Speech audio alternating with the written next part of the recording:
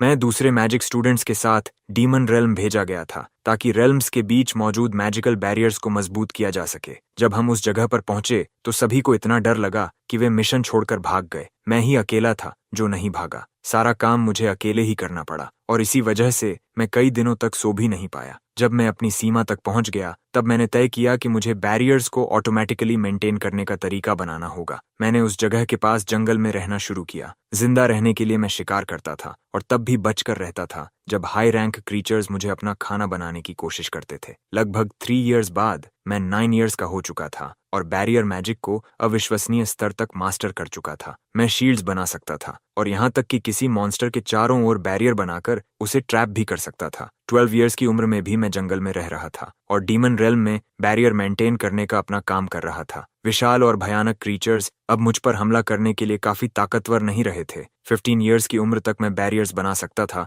और उन्हें freely move भी कर सकता था। अब मेरे पास अटैक करने का नया तरीका था। मुझे याद है मैंने सोचा था ड्रैगन मीट बेहद स्वादिष्ट होता है। क्या किसी और ह्यूमन ने कभी इसका स्वाद चखा है? इसी तरह मैं डिफेंसिव मैजिक का सबसे बड़ा स्पेशलिस्ट बन गया। मैं बैरियर्स बना सकता था और उन पर चलते हुए आगे बढ़ सकता था। मैं इस जंगल में 30 इयर्स से भी ज्यादा समय तक रहकर बैरियर्स की रक्षा करता रहा। मुझे अपना मिशन पूरा करना था, इसलिए हमारी कहानी सच में अब शुरू होती है। जब हीरो डीमन किंग से हार जाता है तो ह्यूमंस 100 मेजेस को समन करते हैं। ये मेजेस डीमन रेल्म के खिलाफ बैरियर्स बनाते हैं जबकि हीरोज उससे लड़ते हैं। साल दर साल हीरोज की टीमें डीमन को हराने की कोशिश करती हैं और हमेशा हार जाती हैं। 30 इयर्स बीत जाते हैं और हम 39 इयर्स के बैरियर मेज ब्लेक को देखते हैं। एक दिन वह अपने घर से निकलकर बैरियर और मॉन्स्टर्स की स्थिति देखने जाता है और नोटिस करता है कि डीमंस लगभग इन्वेड करने वाले हैं और बैरियर कमजोर हो चुका है। अपना काम निभाते हुए वह बैरियर को मजबूत करता है और उन घिनौने क्रीचर्स को पीछे हटा देता है। वह देखता है कि बैरियर पहले से कम प्रभावी हो गया है और उसे मेंटेन करने के लिए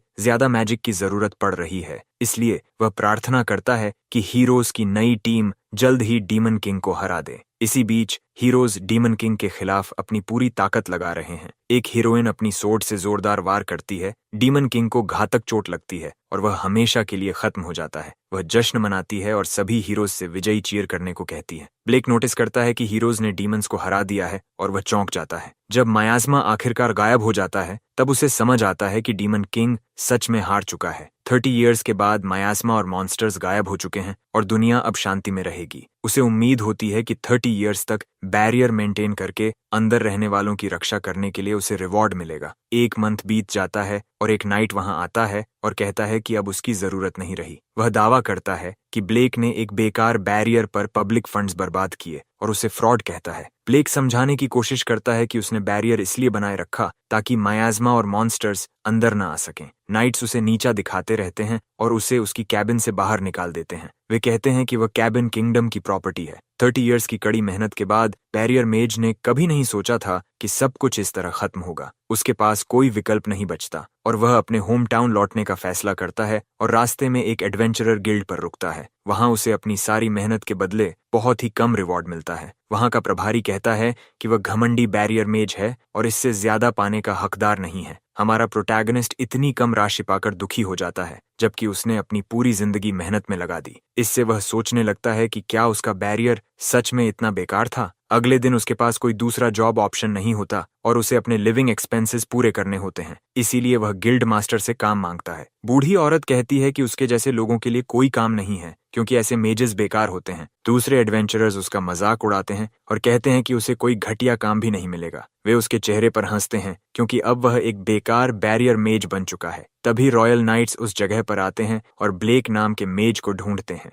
हमारा प्रोटैगनिस्ट खुद को बैरियर मेज बताता है और रॉयल नाइट्स उससे कहते हैं कि हीरोइन के आदेश पर उसे रॉयल कैपिटल चलना होगा। जो एडवेंचरर्स उसका मजाक उड़ा रहे थे वे उसे हीरोइन द्वारा बुलाया जाता देखकर हैरान रह जाते हैं। वह जल्दबाजी के लिए माफी मांगता है और रॉयल नाइट्स जल्दी से उसे कैरेज में बैठाकर कैपिटल की ओर निकल पड़ते हैं। इस बीच गिल्ड के एडवेंचरर्स डरते हैं कि कहीं उन्हें सजा न मिल जाए, इसलिए वे सोचते हैं कि उन्हें माफी मांग लेनी चाहिए। हमारा प्रोटैगनिस्ट कैरेज में मिल रही इस तरह की आरामदायक यात्रा का आदी नहीं है। हीरोइन द्वारा बुलाए जाने के बारे में सोचते हुए उसे याद आता है कि उसने एक बार उसकी मदद की थी। आखिरकार वह निस्टन की रॉयल कैपिटल हेनरिया पहुंचता है। वह नोटिस करता है कि शहर बहुत विशाल है। उसने कभी एक जगह पर इतने लोगों को इकट्ठा होते नहीं देखा था। जैसे ही वह रॉयल कासल में प्रवेश करता है, उसे वहां की भव्यता देखकर अजीब लगता है। 18 इयर्स की हीरोइन एलिस ब्लेक को देखते ही बेहद खुश हो जाती है। लड़की पूछती है कि क्या उसे वह दिन याद है जब उसने डीमंस के खिलाफ फ्रंट लाइंस पर उसकी मदद की थी। वह बहुत खुश होती है कि उसे वह दिन याद है जब उसने उसकी सहायता की थी।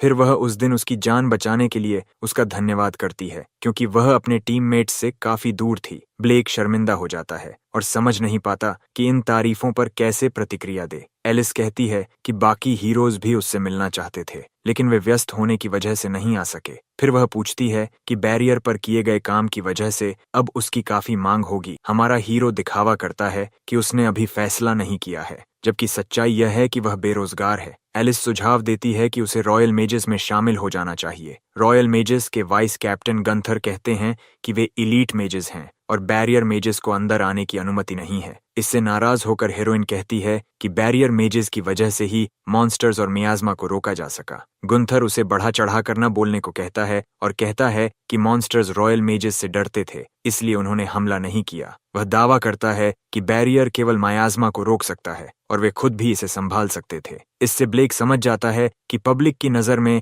बैरियर मेजेस को बेकार माना जाता है, लेकिन 30 इयर्स पहले सब उनका सम्मान करते थे और अब उनकी रेपुटेशन बहुत गिर चुकी है। ऊपर से वाइस कैप्टन कहता है कि ब्लेक अब बूढ़ा हो चुका है। जब वह यह भी जोड़ता है कि ब्लेक कुशल भी नहीं है, तो एलिस उसे गलत साबित करना चाहती है। गंथर कहता है कि अगर ब्लेक उससे कॉम्बैट में जीत जाए तो यह साबित हो सकता है कि वह कुशल है और वे उसके जैसे किसी को भी यूं ही स्वीकार नहीं कर सकते। हीरोइन उससे पूछती है कि वह क्या करना चाहता है और कहती है कि उसे विश्वास है कि ब्लेक ड्यूअल में गंथर को हरा सकता है। अचानक प्रोटैगनिस्ट रॉयल मेजेस की 5th डिवीजन के वाइस कैप्टन के खिलाफ ड्यूअल स्वीकार कर लेता है। चुनौती स्वीकार करते हुए भी वह वास्तव में इस आदमी से लड़ना नहीं चाहता था। गुंथर अपना परिचय दोबारा देता है और अपने हाथ में एक छोटा फायरबॉल बना लेता है। वह चेतावनी देता है कि जब बैरियर मेज हार जाएगा तब कोई शिकायत न करे। फिर वह अपने प्रतिद्वंद्वी पर एक विशाल फायरबॉल छोड़ देता है। सभी रॉयल मेजेस सोचते हैं कि लड़ाई यहीं खत्म हो गई और उन्हें वाइस कैप्टन से यही उम्मीद थी। खुद को विजेता मानते हुए गंथर कहता है कि एक साधारण बैरियर मेज को हराना बहुत आसान था, लेकिन जब उसे कुछ हिलता हुआ दिखाई देता है तो वह पूछता है कि उसकी जीत के पल में दखल देने की हिम्मत किसने की, और ब्लेक खड़ा होकर पूछता है कि असली परीक्षण कब शुरू होने वाला है। ये देखकर सब चौंक जाते हैं। गुंथर को यह असंभव लगता है क्योंकि उसने ऐसा स्पेल चलाया था जो मेज को राख बना देने के लिए था। वह सोचता है कि शायद उसने खुद ही ताकत कम रखी थी और अब वह और मजबूत स्पेल चलाने की तैयारी करता है। वह बूढ़े आदमी से कहता है कि अगर उसे सच में लगता है कि वह उसकी मैजिक सह सकता है तो वह डॉज न करे। हमारा प्रोटैगनिस्ट डॉज नहीं करता और आने वाले स्पेल को रोकने के लिए एक बैरियर बना देता है। चिढ़कर वाइस कैप्टन उसे खत्म करने के लिए कई फायरबॉल्स फेंकता है। मेजेस सोचते हैं कि यह जरूरत से ज्यादा है क्योंकि ऐसे हमलों से कोई भी नहीं बच सकता। हमारा हीरो गंथर की मैजिक को बहुत कमजोर पाता है। वह सोचता है कि क्या यह लड़का अभी भी उस पर हल्का हाथ रख रहा है। खुद को पहले ही विजेता मान चुके गुंथर को देखकर हैरानी होती है कि ब्लेक अभी भी जिंदा है। वाइस कैप्टन को यकीन नहीं होता क्योंकि उसे लगा था कि वह एक लो लेवल बैरियर मेज से लड़ रहा है। वह उसका मजाक उड़ाता है और कहता है कि उसे सिर्फ बैरियर्स बनाना आता है, इसलिए वह बेकार है। तब ब्लेक कहता है कि वह ऐसा करेगा। थोड़ा शर्मिंदा होते हुए ब्लेक एक बैरियर स्पेल से हमला करता है और अपने दुश्मन को बहुत दूर फेंक देता है, जिससे वह बुरी तरह घायल हो जाता है। 5th डिवीजन के वाइस कैप्टन को हवा में उछलते देख सभी रॉयल मेजेस हैरान रह जाते हैं। उसके दुश्मन ने कभी नहीं सोचा था कि बैरियर से हमला भी किया जा सकता है। हमारा प्रोटैगनिस्ट समझाता है कि उसने बस अपना बैरियर मूव किया और उसे अपने ओपोनेंट के चेहरे पर दे मारा। गंथर कहता है कि यह समझ में नहीं आता क्योंकि बैरियर को मूव नहीं करना चाहिए, वह स्टैटिक होना चाहिए। थोड़ा शर्मिंदा होकर बैरियर मेज बताता है कि 30 इयर्स के बाद उसे यह करना आ गया। वह पूछता है कि क्या ये चीटिंग मानी जाएगी क्योंकि बैरियर को मोबाइल नहीं होना चाहिए। रॉयल मेजेस सोचते हैं कि बैरियर मेज पूरी तरह से गंथर से बेहतर साबित हो रहा है क्योंकि उसे कोई चोट नहीं आई। वाइस कैप्टन सोचता है कि वह इस कचरे जैसे आदमी से कैसे हार रहा है। दूसरे रॉयल मेजेस की नजरें देखकर उसे समझ आता है कि अब उसे हर हाल में जीतना होगा। वह हमारे प्रोटैगनिस्ट के पीछे फायर की एक दीवार बना देता है, लेकिन ज्यादा सोचे बिना ही ब्लेक अपनी पीठ के पीछे एक बैरियर बना देता है और उस अटैक को रोक देता है, जिससे सभी रॉयल मेजेस स्तब्ध रह जाते हैं। एलिस भी यह देखकर चकित हो जाती है। गुंथर भ्रमित होकर सोचता है कि क्या किसी ने उस पर पत्थर फेंका या किसी चीज ने उसे मारने की कोशिश की। तभी उसे एहसास होता है कि बैरियर अपने आप एक्टिवेट हो गया। एलिस कहती है कि यह साबित करता है कि ब्लेक ज्यादा मजबूत है और अगली बार गंथर बच नहीं पाएगा। और भी ज्यादा डरा हुआ और अस्थिर हो चुका वाइस कैप्टन इस तरह लड़ाई खत्म होने से इनकार कर देता है। आखिर एक बैरियर मेज को हराने में असफल होना एलिस को निराश कर देगा। मेजेस भागने लगते हैं क्योंकि वह एक एडवांस्ड स्पेल कास्ट कर रहा है और वे भी उसमें फंस सकते हैं। गुंथर चिल्लाता है कि वह अपनी सारी ताकत लगाकर ब्लेक को खत्म कर देगा। वह हमारे हीरो पर एक विशाल फायर स्टॉर्म बुला लेता है। जब सभी मेजेस भाग रहे होते हैं, ब्लेक को उस स्पेल की बिल्कुल परवाह नहीं होती। एलिस जानती है कि एक सामान्य बैरियर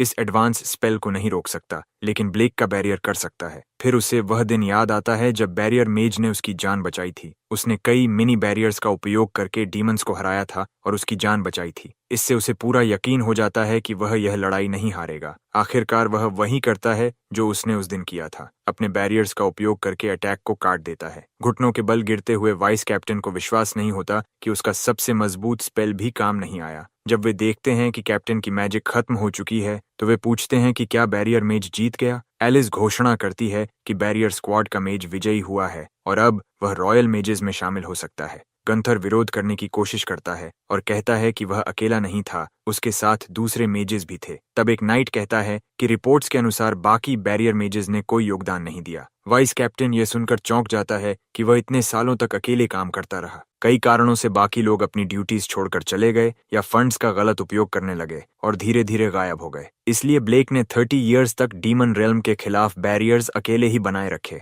अब हमारा प्रोटैगनिस्ट समझ जाता है कि बैरियर्स को मेंटेन करने के लिए उसे इतनी ज्यादा मैजिक क्यों चाहिए थी। उसका ओपोनेंट इसे झूठ मानता है क्योंकि डीमन रेल्म हेनरिया किंगडम से भी बड़ा है। उसे लगता है कि कोई भी बूढ़ा मेज इतनी बड़ी सीमा का बैरियर अकेले बनाए नहीं रख सकता। एलिस को लगता है कि ब्लेक उसकी उम्मीद से भी ज्यादा बेहतर साबित हो रहा है। तभी फर्स्ट डिवीजन के कैप्टन लांसलॉट वहां पहुंचते हैं, ये समझने के लिए कि क्या हो रहा है। लांसलॉट 29 इयर्स के हैं और रॉयल मेजेस की फर्स्ट डिवीजन के कैप्टन हैं। एक टॉप लीडर के रूप में वह फर्स्ट रॉयल मेज डिवीजन के हेड हैं और वहां मौजूद कई लोगों ने उन्हें पहले कभी नहीं देखा था। वह इस डिवीजन के वाइस कैप्टन गंथर से हाल की घटनाओं के बारे में पूछते हैं। एलिस ने बैरियर मेज ब्लेक को रॉयल मेज स्क्वाड में शामिल होने के लिए रिकमेंड किया था और गंथर ने उस पर शक किया था। लांसलॉट समझ जाते हैं कि उसके बाद एक प्रैक्टिकल टेस्ट हुआ और 5th डिवीजन के गंथर ड्यूअल हार गए। खुद को सही साबित करने की कोशिश करते हुए गंथर कहता है कि उसने अपनी पूरी ताकत नहीं लगाई थी और एक कमजोर मेज के खिलाफ पूरी ताकत लगाना सही नहीं होता। फर्स्ट डिवीजन के कैप्टन उसे इन बेकार बहानों को बंद करने को कहते हैं। आखिरकार टाइटल चाहे जो भी हो, अगर किसी में स्किल है तो उसे शामिल होने की अनुमति दी जाएगी। वह ब्लेक का स्वागत करते हैं जो अब रॉयल मेज स्क्वाड का सदस्य बन चुका है। बाकी मेंबर्स को यह अजीब लगता है कि एक बैरियर मेज को स्क्वाड में शामिल होने दिया जा रहा है। हमारा प्रोटैगनिस्ट खुद भी हैरान है कि उसे रॉयल मेज स्क्वाड में प्रवेश मिल गया। वह सोचता है कि क्या उसके जैसा आदमी जिसने 30 इयर्स तक सिर्फ बैरियर्स के साथ काम किया है, इस सब को संभाल पाएगा। एलिस बैरियर मेज को बधाई देती है और कहती है कि उसे हमेशा उस पर विश्वास था। हमारा हीरो एलिस को धन्यवाद देता है और वह कहती है कि अब जश्न मनाने और कुछ खाने का समय है। लेकिन तभी लांसलॉट उसके पीछे आ जाता है और कहता है कि उनके पास इसके लिए समय नहीं है। वे उसे वापस काम पर ले जाने लगते हैं और लड़की विरोध करने की कोशिश करती है। फिर कैप्टन पूछता है कि मेज का उसके साथ कैसा संबंध है, क्योंकि एलिस उसे काफी पसंद करती हुई लगती है। ब्लेक कहता है कि वे सिर्फ एक्वेंटेंसेस हैं और लांसलॉट बताता है कि कई अपॉर्चुनिस्ट्स उससे करीब आने की कोशिश करते हैं। 5th डिवीजन का गंथर सब कुछ गुस्से और ईर्ष्या के साथ देखता रहता है। कुछ डेज गुजरते हैं और हमारा प्रोटैगनिस्ट रॉयल मेज के डॉर्मेट्री पहुंचता है। अपना कमरा ढूंढते हुए स्टूडेंट्स कहते हैं कि वह इस जगह के लिए बहुत ज्यादा बूढ़ा है। हमारा प्रोटैगनिस्ट इन नकारात्मक टिप्पणियों से शर्मिंदा हो जाता है और अपना कमरा ढूंढता है। रूम 206 का दरवाजा मिलते ही जैसे ही वह अंदर जाने वाला होता है, कोई सामने आ जाता है। रॉयल मेज स्क्वाड का एक 60 ईयर ओल्ड रिक्रूट उससे पूछता है कि वह कौन है। ब्लेक अपना परिचय देता है और कहता है कि वह उसका नया रूममेट है, लेकिन लड़के को यह पसंद नहीं आता कि वह इतना बड़ा है। लड़का यह जानकर चौंक जाता है कि उसे खुद हीरोइन ने रिकमेंड किया था और उसने गंथर को हरा दिया। वह मेज पर झूठ बोलने का आरोप लगाता है और ब्लेक समझ जाता है कि यह सच में झूठ जैसा ही लगता है। लड़का यह कहते हुए हंगामा कर देता है कि अब उसकी जिंदगी खत्म हो गई। क्योंकि यह बूढ़ा आदमी उसी टीम में है। वह समझाता है कि रिक्रूट्स के लिए रूममेट्स हमेशा एक ही डिवीजन टीम में काम करते हैं। हमारा प्रोटैगनिस्ट बूढ़ा होने के लिए माफी मांगता है और कहता है कि वह पूरी कोशिश करेगा कि किसी के रास्ते में न आए। रेड हेड लड़का हंगामा बंद कर देता है और कहता है कि उसके बाल बहुत बिखरे हुए हैं।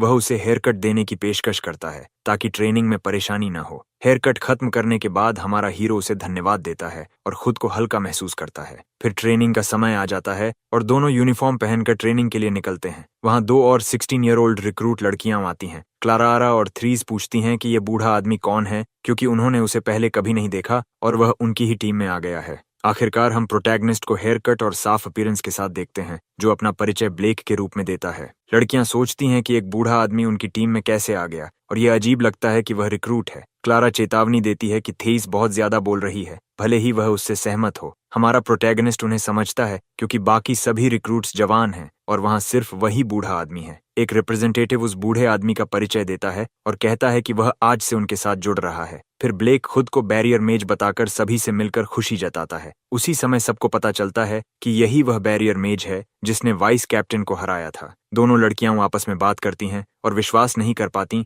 कि इस बूढ़े आदमी ने गंथर को हरा दिया। रेडहेड सोचता है कि वे मुसीबत में हैं क्योंकि उसे लगता है कि यह बूढ़ा आदमी अपनी ऑक्यूपेशन की वजह से कमजोर होगा। इसी बीच 5th डिवीजन का वाइस कैप्टन हमारे प्रोटैगनिस्ट को गुस्से से घूरता रहता है। रिप्रेजेंटेटिव समझाता है कि यहाँ मौजूद सभी लोग नए रिक्रूट्स हैं और अभी किसी डिवीजन में असाइन नहीं किए गए हैं, इसलिए ट्रेनिंग के परिणाम तय करेंगे कि उन्हें किस डिवीजन में भेजा जाएगा। अभी वे आधिकारिक रूप से इनलिस्टेड भी नहीं हैं। फिर वह बताता है कि वे मेक्का फॉरेस्ट में सर्वाइवल एक्सरसाइज करेंगे और मॉन्स्टर्स का शिकार करेंगे। उनके पास पॉइंट्स कमाने के लिए 2 वीक्स होंगे और रिक्रूट सर्वाइवल एक्सरसाइज पर ध्यान देने लगते हैं। आखिरकार वह जगह मायाज़मा और मॉन्स्टर्स से भरी हुई है और उन्हें लगता है कि ब्लेक की किस्मत खराब है। कुछ लोग निराश भी हो जाते हैं और कहते हैं कि मेक्का फॉरेस्ट बिगिनर्स के लिए जगह नहीं है। जब सभी तैयार होने लगते हैं तो वे बैरियर मेज से कहते हैं कि वह उनके रास्ते में न आए। हर टीम के पास एक ड्रैगन कैरेज है जो उन्हें उनके स्टार्टिंग पॉइंट तक ले जाएगी। इसी बीच गुंथर तय करता है कि वह बैरियर मेज को असली नरक दिखाएगा। जैसे ही वे फॉरेस्ट पहुंचते हैं, सभी उस जगह की अजीब हालत देखकर चौंक जाते हैं। कोई पूछता है कि उनका स्टार्टिंग पॉइंट जंगल से कई माइल्स दूर एक पहाड़ की चोटी पर क्यों है। वह कहता है कि वे बुरी तरह फंस गए हैं और उसे लगा था कि वह रॉयल मेज स्क्वाड में शामिल होकर अपना सपना पूरा करेगा। एक लड़की उससे कहती है कि रोना धोना बंद करे क्योंकि यह दयनीय है और उसे एक ऐसे लीडर की तरह व्यवहार करना चाहिए जो आत्मविश्वास दिखाए। वह फिर भी शिकायत करता रहता है कि वे बदकिस्मत हैं, जिससे लड़की चिढ़ जाती है। ब्लेक उसे मैप देखने को कहता है ताकि पता चले कि वे कहाँ हैं। मैप देखकर उन्हें समझ आता है कि वे थोड़े दूर हैं, लेकिन अगर जल्दी करें तो समय पर पहुंच सकते हैं। हमारा प्रोटैगनिस्ट कहता है कि उन्हें जितना तेज हो सके उतना आगे बढ़ना चाहिए। वे एक पहाड़ पार करते हैं और जंगल के उस हिस्से से गुजरते हैं जो पत्थरों से भरा हुआ है। वे शिकायत करते हैं कि भारी सामान की वजह से चलना मुश्किल हो रहा है और उन्हें लगता है कि वे अभी तक जंगल के करीब भी नहीं पहुंचे। वहीं बूढ़ा आदमी बिना पसीना बहाए आराम से चल रहा होता है और लगता है कि वह इस तरह के मिशन का आदी है। रात होने तक वे आखिरकार मेक्का फॉरेस्ट पहुंच जाते हैं। वे घने मियाज़मा को देखते हैं और एक सामान्य इंसान तो उसमें प्रवेश करते ही मर जाएगा। क्लारा कहती है कि उनका लक्ष्य लेवल 2 कोमोडो ड्रैगन है और उसके घोंसले की लोकेशन भी उन्हें पता है। बैरियर मेज पूछता है कि लेवल का क्या मतलब है और रेड हेड हैरान हो जाता है कि उसे यह नहीं पता। वह समझाता है कि मॉन्स्टर्स को ताकत के आधार पर 10 लेवल्स में बांटा गया है और लेवल 3 उनके जैसे रुकीज के लिए बहुत ज्यादा ताकतवर होता है। ब्लेक उसे धन्यवाद देता है और कहता है कि यह जानकारी बहुत काम की थी। दोनों लड़कियां आगे बढ़ जाती हैं और बाकी को पीछे छोड़ देती हैं। कुछ सेकंड बाद सब फिर साथ चलने लगते हैं, तभी उन्हें पीछे झाड़ियों में आवाज सुनाई देती है। वे देखते हैं कि 3 खतरनाक गॉब्लिन्स हमला करने आ रहे हैं। रेड हेड जानता है कि ये लेवल 1 मॉन्स्टर्स हैं और उन्हें खुद संभालने की योजना बनाता है। वह एक फायरबॉल छोड़ता है और तुरंत एक गॉब्लिन को गिरा देता है, लेकिन बाकी 2 पूरी ताकत से उस पर टूट पड़ते हैं। क्लारा उसे कहती है कि कभी भी अपनी गार्ड नीचे नहीं करनी चाहिए और एक पर्पल स्पेल का इस्तेमाल करके उसे बचा लेती है और गॉब्लिन को हरा देती है। वह कहता है कि गॉब्लिन से निपटने के लिए उसे उसकी मदद की जरूरत नहीं थी। फिर वह लड़के को हील करना शुरू करता है क्योंकि उसे हल्की चोट लगी होती है। इस बीच बूढ़ा आदमी दूर से सब देख रहा होता है और कहता है कि वह थोड़ा मदद कर सकता था। ग्रुप कहता है कि उसे मदद की जरूरत ही नहीं थी क्योंकि वह खुद ही उनसे लड़ना चाहता था। वे आगे चलते रहते हैं, तभी एक बड़ा कार्निवोरस प्लांट सामने आ जाता है। वह तेजी से बैरियर मेज पर हमला करता है और उसे जमीन पर गिरा देता है, लेकिन उसे एक खरोंच भी नहीं आती। ग्रुप को लगता है कि वह बिना वजह गिर गया। वह कहता है कि गिरते समय उसे एक रास्ता मिल गया और उन्हें उसी रास्ते पर चलने को कहता है। हालांकि रेडहेड को यह विचार पसंद नहीं आता। इसी बीच ब्लेक अपने बैरियर से उस मॉन्स्टर को खत्म कर देता है और ग्रुप को इसका पता भी नहीं चलता। वह ऐसे दिखाता है जैसे कुछ हुआ ही नहीं। इसके बाद दोनों लड़कियां उसी दिशा में आगे बढ़ती हैं जो लड़कों ने बताई थी। हमारा प्रोटैगोनिस्ट कहता है कि उसे एक दिशा से पानी की आवाज सुनाई दे रही है। थोड़ा आराम करने के बाद वह कहता है कि अब फिर से चलने का समय है और कई मॉन्स्टर्स छाया में छिपकर उन्हें देखते रहते हैं। ग्रुप धीरे धीरे सोने लगता है जबकि बूढ़ा आदमी जागकर उनकी निगरानी करता रहता है। तभी उसके पीछे एक विशाल मॉन्स्ट्रस लायन आता है और उसे काटने की कोशिश करते हुए दहाड़ता है, लेकिन उसका बैरियर अपने आप एक्टिवेट हो जाता है और मॉन्स्टर को रोक देता है, जबकि ब्लेक उंगली तक नहीं उठाता। शोर सुनकर रेडहेड जाग जाता है और मेज कहता है कि कुछ नहीं था। फिर वह पहरा देने की पेशकश करता है, लेकिन ब्लेक उसे वापस सोने को कह देता है। खुश होकर रेडहेड बूढ़े आदमी को धन्यवाद देता है और ब्लेक वहीं जाग कर पहरा देता रहता है। रेडहेड ध्यान देता है कि उन्हें बहुत कम मॉन्स्टर्स मिले हैं और वह सोचता है कि वे भाग्यशाली हैं, ये जाने बिना कि इसका कारण ब्लेक है। सभी को अजीब लगता है कि उन्हें सिर्फ कमजोर क्रीचर्स ही मिले हैं और वे सोचते हैं कि क्या मेज कुछ कर रहा है। क्लारा कहती है कि यह अच्छा है क्योंकि चलना ही काफी थकाने वाला है और अगर मॉन्स्टर्स से भी लड़ना पड़े तो और मुश्किल हो जाएगा। दूसरी ओर गंथर मान लेता है कि बूढ़ा आदमी मर चुका होगा क्योंकि उसने उन्हें सबसे खतरनाक जगह पर भेजा था। भले ही वे अपने लक्ष्य तक पहुंच जाएं,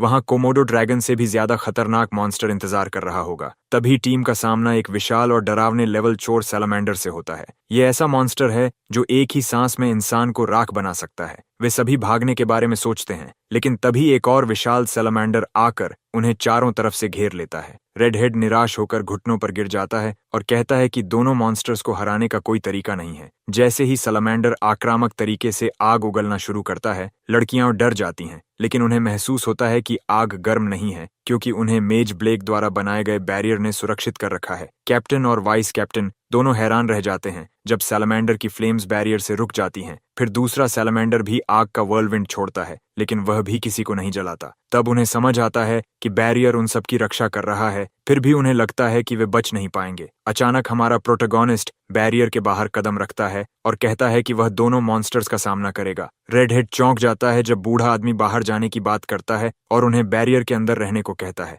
वह उससे विनती करता है कि वह खुद को बेट की तरह इस्तेमाल न करे क्योंकि उसे लगता है कि बैरियर मेज 2 सैलामेंडर्स को हरा ही नहीं सकता। क्लारा मानती है कि वे उसे बेकार में बलिदान नहीं होने दे सकते और भागने के लिए बैरियर से बाहर निकलने की कोशिश करती है, लेकिन रेडहेड बूढ़े आदमी को छोड़कर जाना नहीं चाहता और लड़की कहती है कि सैलामेंडर्स को हराने का कोई तरीका नहीं है। तभी अचानक हमारा हीरो हमला करता है। वह बैरियर की एक सटीक स्लैश से सैलामेंडर का सिर उसके शरीर से अलग कर देता है। एक ही पल में सैलामेंडर को हराते देख सब स्तब्ध रह जाते हैं, लेकिन दूसरा सैलामेंडर अपने शरीर में आग भरने लगता है और ब्रेथ अटैक की तैयारी करता है। जैसे ही वह आग का व्हर्लविंड छोड़ता है, हमारा हीरो ऊंची छलांग लगाकर उससे बच जाता है। फिर वह जमीन पर उतरकर एक बैरियर बनाता है। सैलामेंडर डरने लगता है जब बैरियर जिगजैग पैटर्न में उसकी ओर बढ़ता है। इसी बीच हमारा प्रोटैगनिस्ट बैरियर गॉन्टलेट्स बनाकर उन्हें अपनी मुट्ठियों पर लपेट लेता है। वह क्रीचर की ओर दौड़ता है और उसके चेहरे पर सीधा एक पंच मारता है। यह पंच इतना शक्तिशाली होता है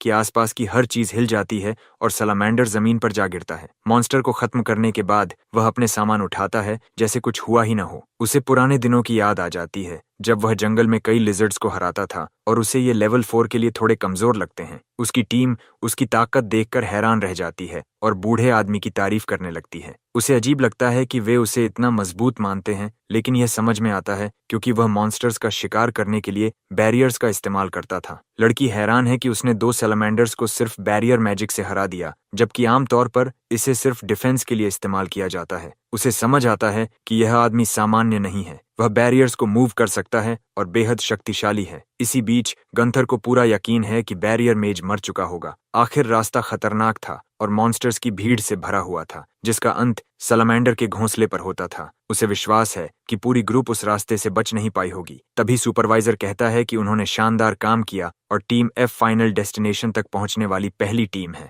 गुंथर हैरान रह जाता है कि वे जिंदा हैं और सबसे पहले पहुंचे हैं। खुद को शांत रखने की कोशिश करते हुए वह सोचता है कि वे शायद भाग गए होंगे और मॉन्स्टर मटेरियल्स इकट्ठा नहीं किए होंगे, लेकिन वे सैलामेंडर फैंग्स लेकर आए हैं, जो अब तक किसी भी ग्रुप का सबसे अच्छा रिजल्ट है। वाइस कैप्टन स्तब्ध रह जाता है कि एक असफल मानी जा रही टीम ने 2 लेवल 4 मॉन्स्टर्स को हरा दिया। वह टीम एफ को बधाई देता है और उनकी उपलब्धि को पॉइंट्स में जोड़ देता है। मेजेस सोचते हैं कि उस रास्ते पर सैलामेंडर्स कैसे थे, जबकि वहां सिर्फ लो लेवल क्रीचर्स होने चाहिए थे। रेडहेड को यकीन नहीं होता कि वे सबसे अच्छे निकले। क्लारा कहती है कि यह सब बूढ़े आदमी की वजह से हुआ। सैलामेंडर्स को हराने के अलावा ब्लेक ने उन्हें रास्ता भी दिखाया और उसके बिना वे लौट नहीं पाते। बूढ़ा आदमी कहता है कि यह सच नहीं है, क्योंकि उन्होंने ऑब्स्टेकल्स को टीम की तरह मिलकर पार किया। रेडहेड कहता है कि उसने तो बस थोड़ी सी मदद की थी और ज्यादा कुछ नहीं किया। टीम बूढ़े आदमी को धन्यवाद देती है और कहती है कि वह बहुत कूल इंसान है। वे मानते हैं कि उनके रास्ते में बाकी टीम से ज्यादा परेशानियां आईं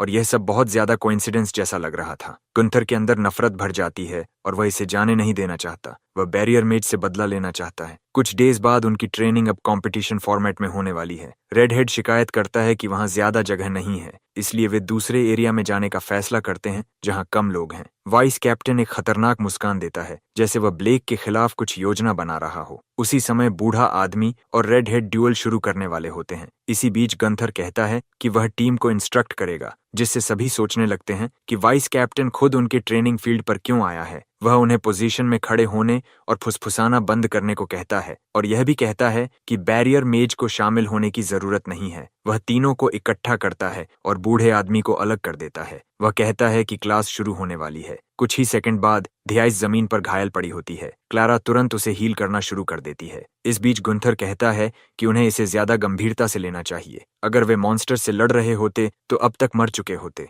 तीनों उठ खड़े होते हैं और वह कहता है कि लेसन अभी शुरू भी नहीं हुआ। जब हमारा प्रोटैगनिस्ट बीच में दखल देने आता है तो घमंडी मेज उसे दूर रहने को कहता है। ब्लेक को गुस्से में देखकर गंथर खुश होता है, क्योंकि वह उसे बेबस महसूस कराना चाहता था। फिर वह इवन को खड़े होकर पोजीशन लेने को कहता है और धमकी देता है कि अगर वह नहीं मानेगा तो वह अपनी फायर मैजिक से उन्हें मजबूर करेगा। वह एक फायर व्हर्लविंड स्पेल कास्ट करता है और उसे तीनों रिक्रूट्स पर फेंक देता है। युवा टीम पर हमला करने के बाद वह कहता है कि उसका हाथ फिसल गया था और बैरियर मेज को दोष देता है कि उसने उसका अपमान किया। वह कहता है कि उन्हें गलत न समझें, उसने उन्हें खत्म नहीं किया, बस थोड़ा सख्त डिसिप्लिन दिया और शायद थोड़ा जला दिया। जैसे ही धुआं साफ होने लगता है, वह अपने साथियों की दयनीय हालत देखना चाहता है, लेकिन वे बिल्कुल भी नहीं जले, क्योंकि ब्लेक ने अपने टीममेट्स के चारों ओर बैरियर बना दिया था। गंथर हैरान रह जाता है कि उन्हें एक खरोंच भी नहीं आई। इवन समझ जाता है कि बूढ़े आदमी के बैरियर ने उनकी जान बचाई। वाइस कैप्टन गुस्से में है कि मेज ने बिना उसे पता चले ये कर दिया।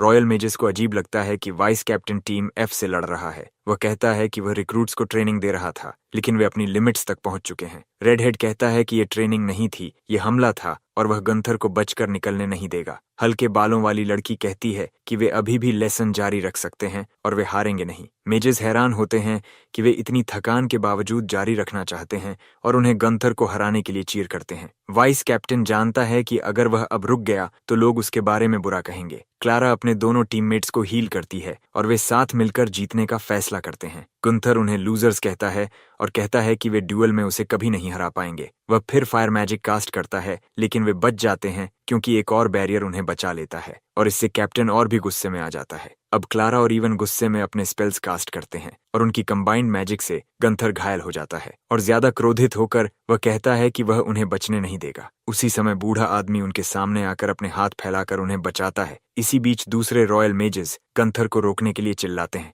वह कहता है कि वह सिर्फ ट्रेनिंग दे रहा था, लेकिन वे कहते हैं कि बहाने बनाना बंद करो। उन्हें समझ आता है कि उसने ब्लेक से दुश्मनी रखी थी और इसी वजह से उसने टीम एफ को निशाना बनाया। एक और कैप्टन कहता है कि गंथर को उसकी ड्यूटी से हटा दिया गया है और शायद उसे निकाल भी दिया जाए। ये सुनकर वह गुस्से से पागल हो जाता है और पूछता है कि उसे ये सब क्यों सहना पड़े। वह सारी नफरत ब्लेक पर डाल देता है और बैरियर मेज को दोष देता है। इसके बाद सब ब्रेक लेते हैं और ब्लेक को आखिरकार आराम मिलता है। उसे संतोष होता है कि गंथर गिर गया। क्लारा कहती है कि एक्सरसाइज का स्टार्टिंग पॉइंट वाइस कैप्टन की छोटी सोच का नतीजा था। बूढ़ा आदमी टीम के लिए परेशानी खड़ी करने पर माफी मांगता है। इवन कहता है कि यह उसकी गलती नहीं थी। वे पूछते हैं कि वह इतना मजबूत कैसे बन गया, क्योंकि उसने ऐसे बैरियर्स इस्तेमाल किए जो किसी ने पहले नहीं देखे थे। वह समझाने ही वाला होता है कि तभी एक महिला आती है और कहती है कि वाइज विच के आदेश पर वह ब्लेक को लेने आई है। आदमी हैरान रह जाता है और महिला उसे जल्दी से साथ ले जाती है क्योंकि वे जल्दी में हैं। दोनों लड़कियां हैरान होती हैं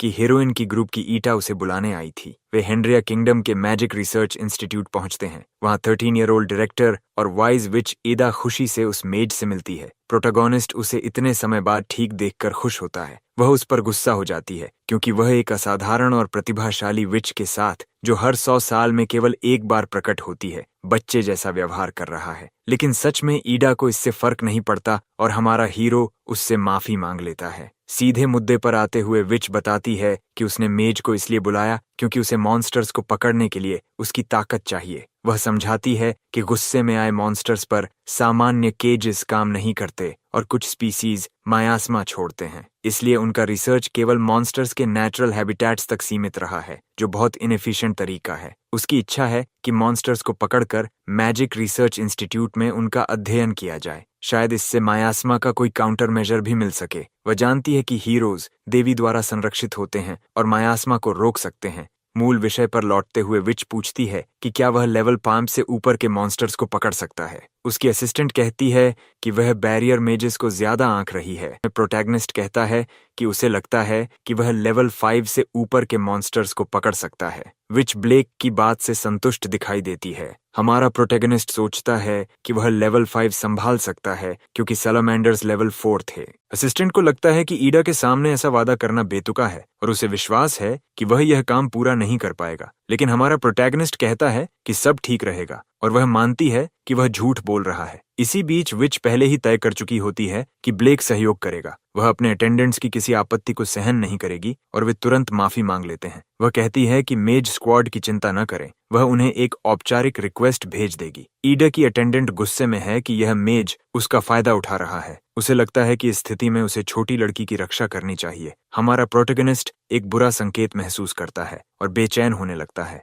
विच घोषणा करती है कि वे बर्बर्न की अबैंडन्ड माइन की ओर जा रहे हैं। ईडा की सभी विचेस अपने ड्रैगन्स पर सवार होकर मिशन के लिए निकल पड़ती हैं। विच कहती है कि वह खुशकिस्मत है कि उससे इतनी जल्दी फिर मुलाकात हो गई और एमसी बताता है कि वह पहले ही एलिस से मिल चुका है। ईडा कहती है कि एलिस हमेशा ऐसी ही रहती है, बहुत ज्यादा खुशमिजाज दिखाई देती है। अटेंडेंट सोचती है कि वह उसकी मिस्ट्रेस के साथ इतनी आसानी से कैसे घुल मिल गया। वह कहती है कि अगर मेज ने जंगल में उन्हें नहीं बचाया होता तो वे सभी मर जाते। उस दिन हीरो डीमन किंग के जंगल में शिकार कर रहा था जब उसने संयोग से एलिस को पाया और उसे बचाया। उसे याद आता है कि वह फॉरेस्ट ऑफ डेथ में था और उसने लड़की को जमीन पर घायल देखा। एलिस ने कहा कि उसके साथी भी खतरे में हैं और उससे उन्हें भी बचाने की विनती की। हमारा हीरो आसपास खोजता है और ईडा को मॉन्स्टर से घिरा हुआ पाता है। फॉरेस्ट ऑफ डेथ में प्रवेश करने वालों की इंद्रियां भ्रमित हो जाती हैं। इसी कारण टीम बिछड़ गई थी। इसलिए अगर उसने उन्हें नहीं बचाया होता तो वे सभी वहीं मर जाते। विनम्रता से हमारा प्रोटैगनिस्ट कहता है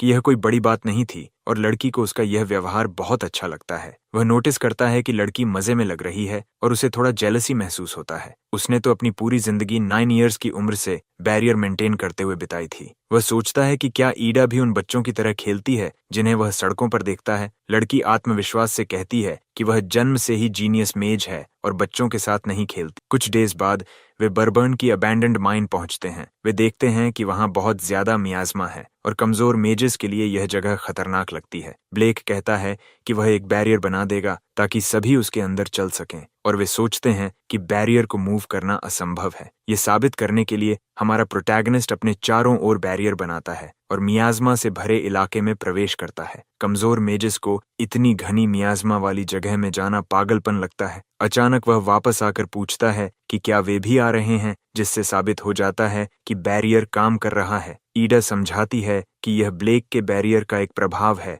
और कहती है कि ड्रैगन कैरेजेस को बाहर ही छोड़ दें। अपने चारों ओर चलती हुई बैरियर देखकर सभी सोचते हैं कि क्या यह सच में उन्हें मियाज़मा से बचा पाएगा। ईर्ष्यालु अटेंडेंट कहती है कि ऐसी चीज की तारीफ भी नहीं करनी चाहिए। हमारा हीरो उन्हें चेतावनी देता है कि आसपास मॉन्स्टर्स हैं और वह अंदर मियाज़मा के स्रोत को महसूस कर सकता है। ब्लेक को शक होता है कि कोई क्रीचर इसकी वजह हो सकता है, लेकिन एक मेज कहता है कि यह किसी कर्स्ड ऑब्जेक्ट की वजह से भी हो सकता है। आखिर कर्स्ड ऑब्जेक्ट्स चाहे इंसानों द्वारा बनाए गए हों या अंधेरी जगहों पर प्राकृतिक रूप से बने हों, मियाज़मा पैदा कर सकते हैं। कभी कभी ऐसे ऑब्जेक्ट से ऐसे शक्तिशाली मॉन्स्टर्स भी जन्म लेते हैं जो मायाज़्मा पैदा करते हैं। यही धुआं मॉन्स्टर्स को जन्म देता है और वे इसे और भी बढ़ा देते हैं। इस तरह और मॉन्स्टर्स पैदा होते जाते हैं। डीमन किंग इसी विशियस साइकिल का अच्छा उदाहरण था। इसके अलावा अगर वह मॉन्स्टर जो मायास्मा पैदा कर रहा है उसे हरा दिया जाए तो उससे बने बाकी मॉन्स्टर्स भी गायब हो जाते हैं। इसी वजह से जब डीमन किंग को हराया गया था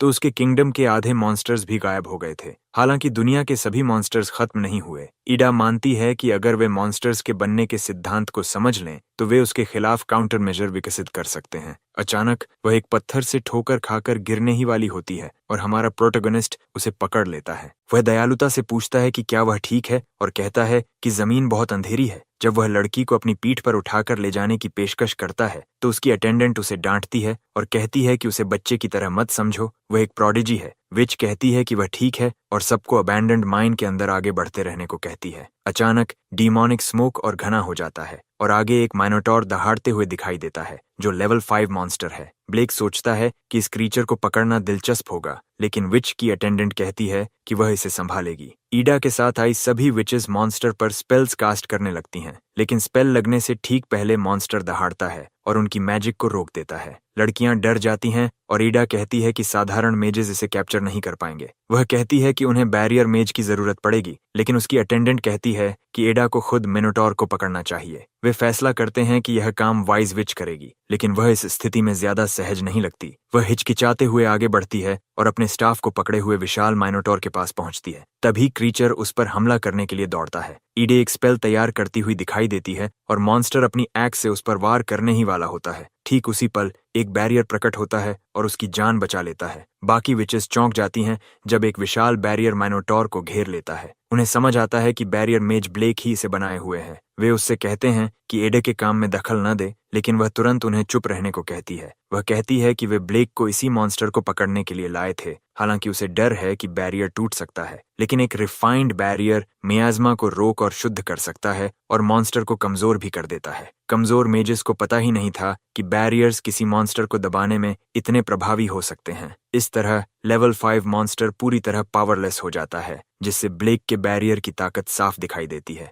वाइज विच ईडा भी ऐसा नहीं कर पाती। वह अपने सभी अटेंडेंट से कहती है कि ब्लेक की वजह से वे मॉन्स्टर को पकड़ पाए हैं और अब उन्हें वापस लौटना चाहिए। वह कहती है कि बैरियर मेज ने सबकी जान बचाई है और मॉन्स्टर को साथ ले जाने को कहती है। लड़की को उदास होकर जाते देख प्रोटैगोनिस्ट समझ जाता है कि उसके मन में क्या चल रहा है। कुछ देर बाद वह अपने लोगों को उनके काम के लिए धन्यवाद देती है और कहती है कि अब वे मॉन्स्टर की फिजियोलॉजी का अध्ययन कर सकते हैं। बड़े लेवल 5 मिनोटॉर को रेफरेंस के रूप में इस्तेमाल करते हुए उसे लगता है कि बैरियर्स बहुत सुविधाजनक हैं, क्योंकि उनसे इतना बड़ा शरीर आसानी से मूव किया जा सकता है। वह पूछती है कि बैरियर कितनी देर तक बनाए रखा जा सकता है और वह कहता है कि जब तक वह पास रहेगा यह हमेशा बना रह सकता है। हालांकि सामान्य बैरियर्स मैजिक खत्म होने पर कमजोर हो जाते हैं और लड़की को यह थोड़ा समस्या जैसा लगता है। अटेंडेंट सुझाव देती है कि मॉन्स्टर को ईडा की मैजिक से फिर से कैप्चर किया जाए। हमारा प्रोटैगनिस्ट कहता है कि वह इस समस्या को एक मैजिकल सिंबल वाले पेपर से हल कर सकता है। वह समझाता है कि यह एक मैजिक सर्कल है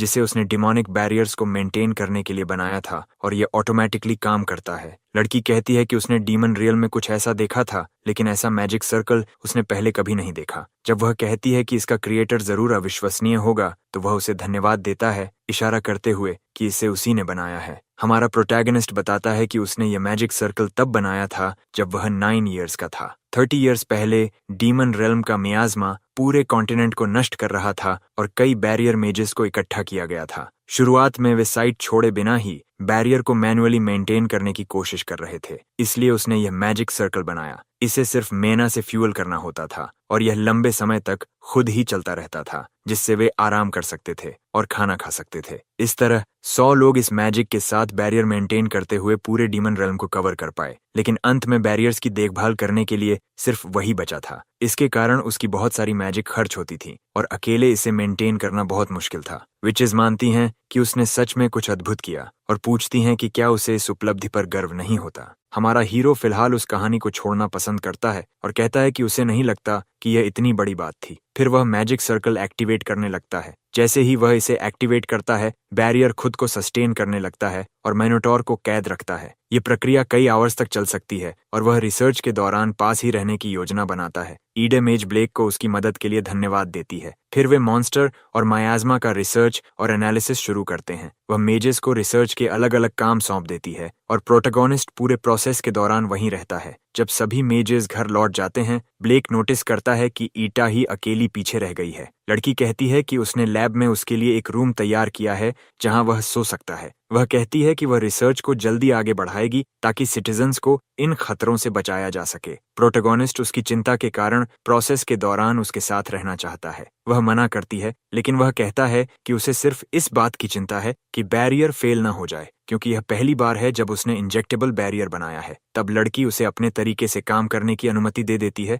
और वह उसी तरह आगे बढ़ता है। एक वीक बीत जाता है और माइनोटॉर अभी भी हमारे मेज द्वारा बनाए गए बैरियर के अंदर कैद है। हमारा प्रोटैगनिस्ट बाहर जाकर ईडा की असिस्टेंट से बात करने का फैसला करता है। वह उनके इंटरनल पॉलिटिक्स में दखल नहीं देना चाहता, लेकिन पूछता है कि विच के अलावा सब लोग जल्दी क्यों चले जाते हैं। लड़की कहती है कि क्योंकि वह यहाँ का नहीं है, इसलिए उसे इसमें शामिल नहीं होना चाहिए। ब्लेक कहता है कि ईडा इतने समय से अकेले रिसर्च कर रही है और पूछता है कि क्या वे उसकी मदद नहीं करेंगे। लड़की जवाब देती है कि विच एक जीनियस है और साधारण लोग उसकी मदद नहीं कर सकते। सिर्फ मैजिक में ही नहीं, बल्कि रिसर्च में भी। कोई भी लड़की की गति के साथ नहीं चल सकता, इसलिए वे वर्किंग आवर्स में जितना कर सकते हैं उतना करते हैं और एडा के रास्ते में नहीं आते। वह मेज से भी कहती है कि वह घर चला जाए क्योंकि वह भी ज्यादा मदद नहीं कर सकता। जैसे ही वह कमरे में लौटता है, 13-year-old विच सो चुकी होती है। दयालु होकर हमारा प्रोटैगनिस्ट अपना कोट उतारकर उसे ओढ़ा देता है। कुछ डेज बाद लड़की कहती है कि ब्रेक का समय है और सब लोग कैफेटेरिया की ओर जाते हैं,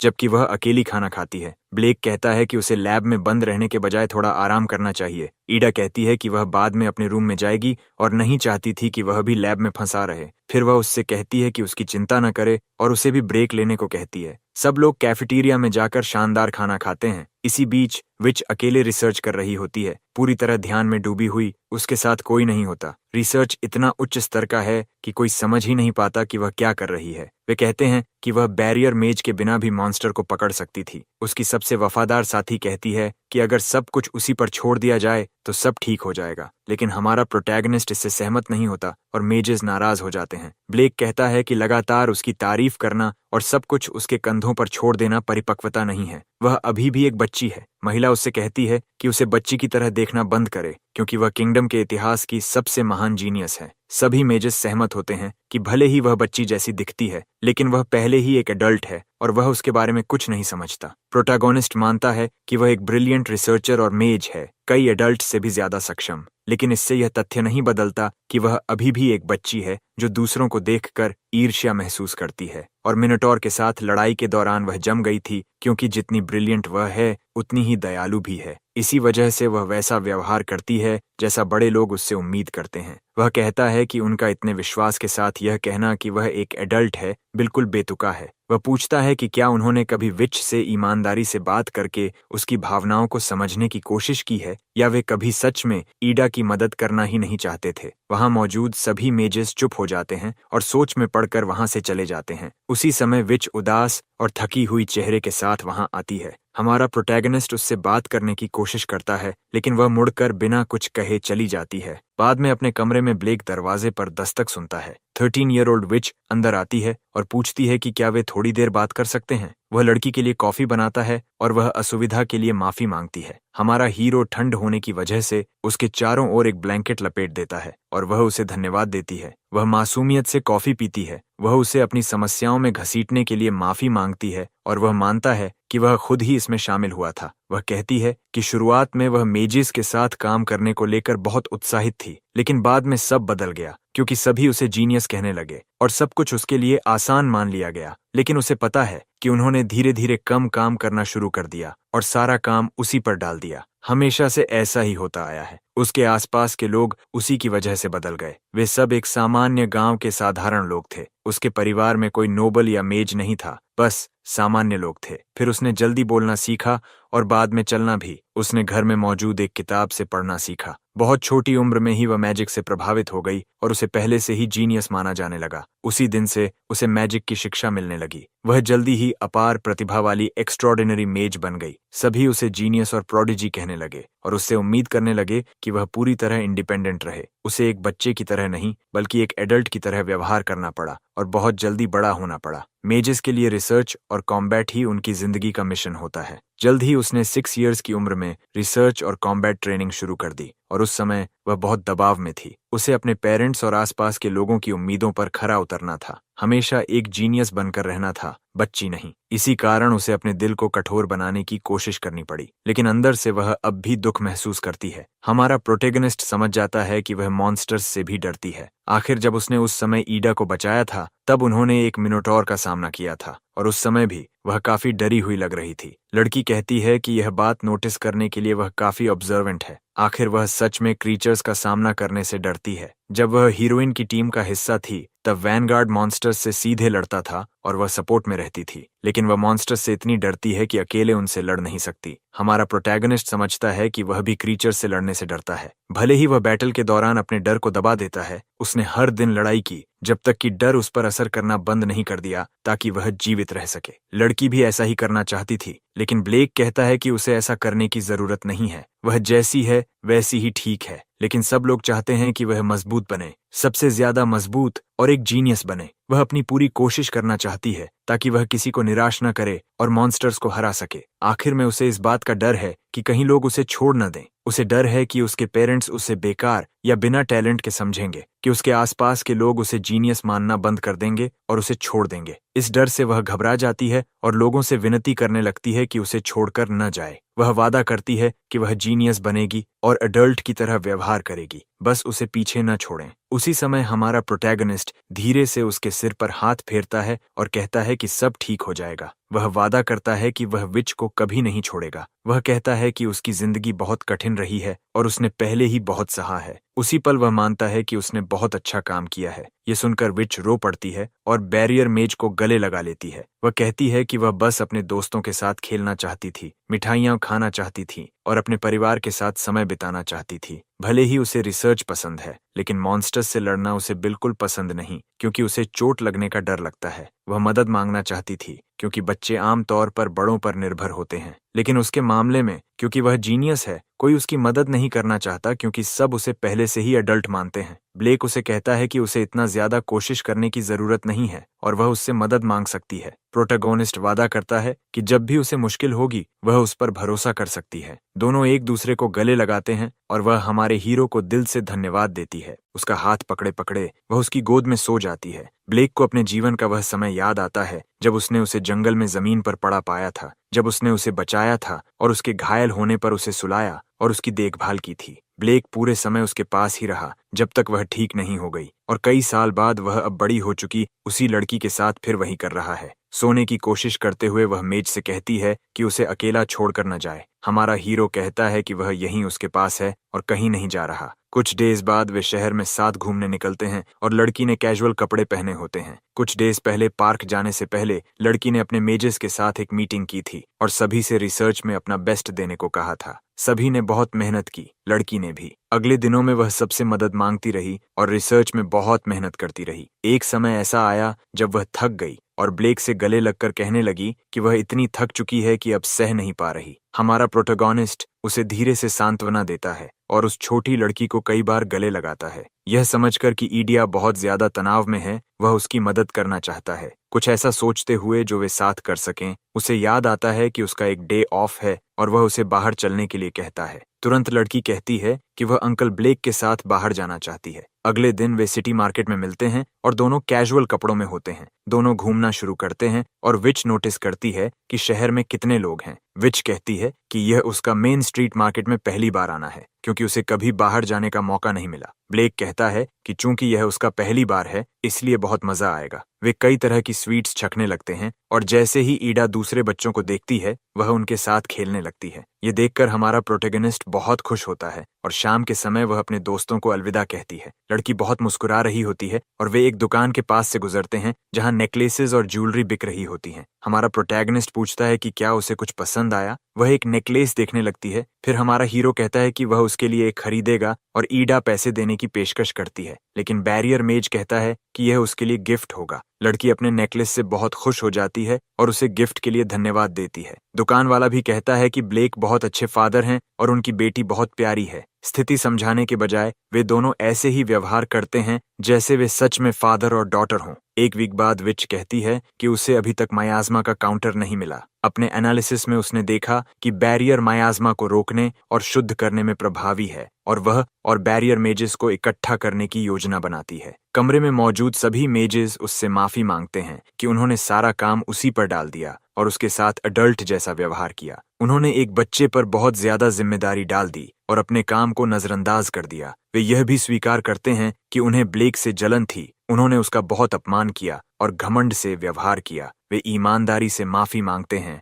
और दोनों के सामने झुक जाते हैं। ब्लेक और विच कहते हैं कि सब ठीक है और उन्हें इन बातों से कोई समस्या नहीं है। वह कहती है कि उनका हर चीज के लिए उसी पर निर्भर रहना सही नहीं है। वे ब्लेक से भी माफी मांगते हैं और कहते हैं कि अब उन्हें समझ आया कि उसके बैरियर्स कितने महत्वपूर्ण हैं। वे स्वीकार करते हैं कि बैरियर मैजिक सच में अद्भुत है। ईडा पूछती है कि वे अचानक माफी क्यों मांग रहे हैं और महिला कहती है कि यह सब ब्लेक की वजह से है। उन्हें हमेशा लगता था कि वह ठीक नहीं है और वे जानते थे कि इसमें उनका भी हिस्सा है, लेकिन उनमें अपनी कमजोरी का सामना करने की हिम्मत नहीं थी। मेज ने उन्हें डांटा और विच को फिर से मुस्कुराने में मदद की। तभी उन्होंने माफी मांगी और माना कि ब्लेक की टेक्निक्स और उसका व्यक्तित्व दोनों ही अद्भुत हैं। 13-year-old विच कहती है कि वह दिल से मानती है कि ब्लेक सच में एक अद्भुत इंसान है। रिसर्च खत्म होने के बाद हमारा प्रोटैगनिस्ट मेजेस के ग्रुप से विदा लेता है। विच कहती है कि अगर कुछ नया पता चला तो वह ब्लेक को बताएगी। फिर वह पूछती है कि वे फिर कब खेलेंगे और वह कहता है कि जब भी वह चाहे तब खेल सकते हैं। सभी लोग प्यार से बैरियर मेज को अलविदा कहते हैं। वह काफी समय से दूर था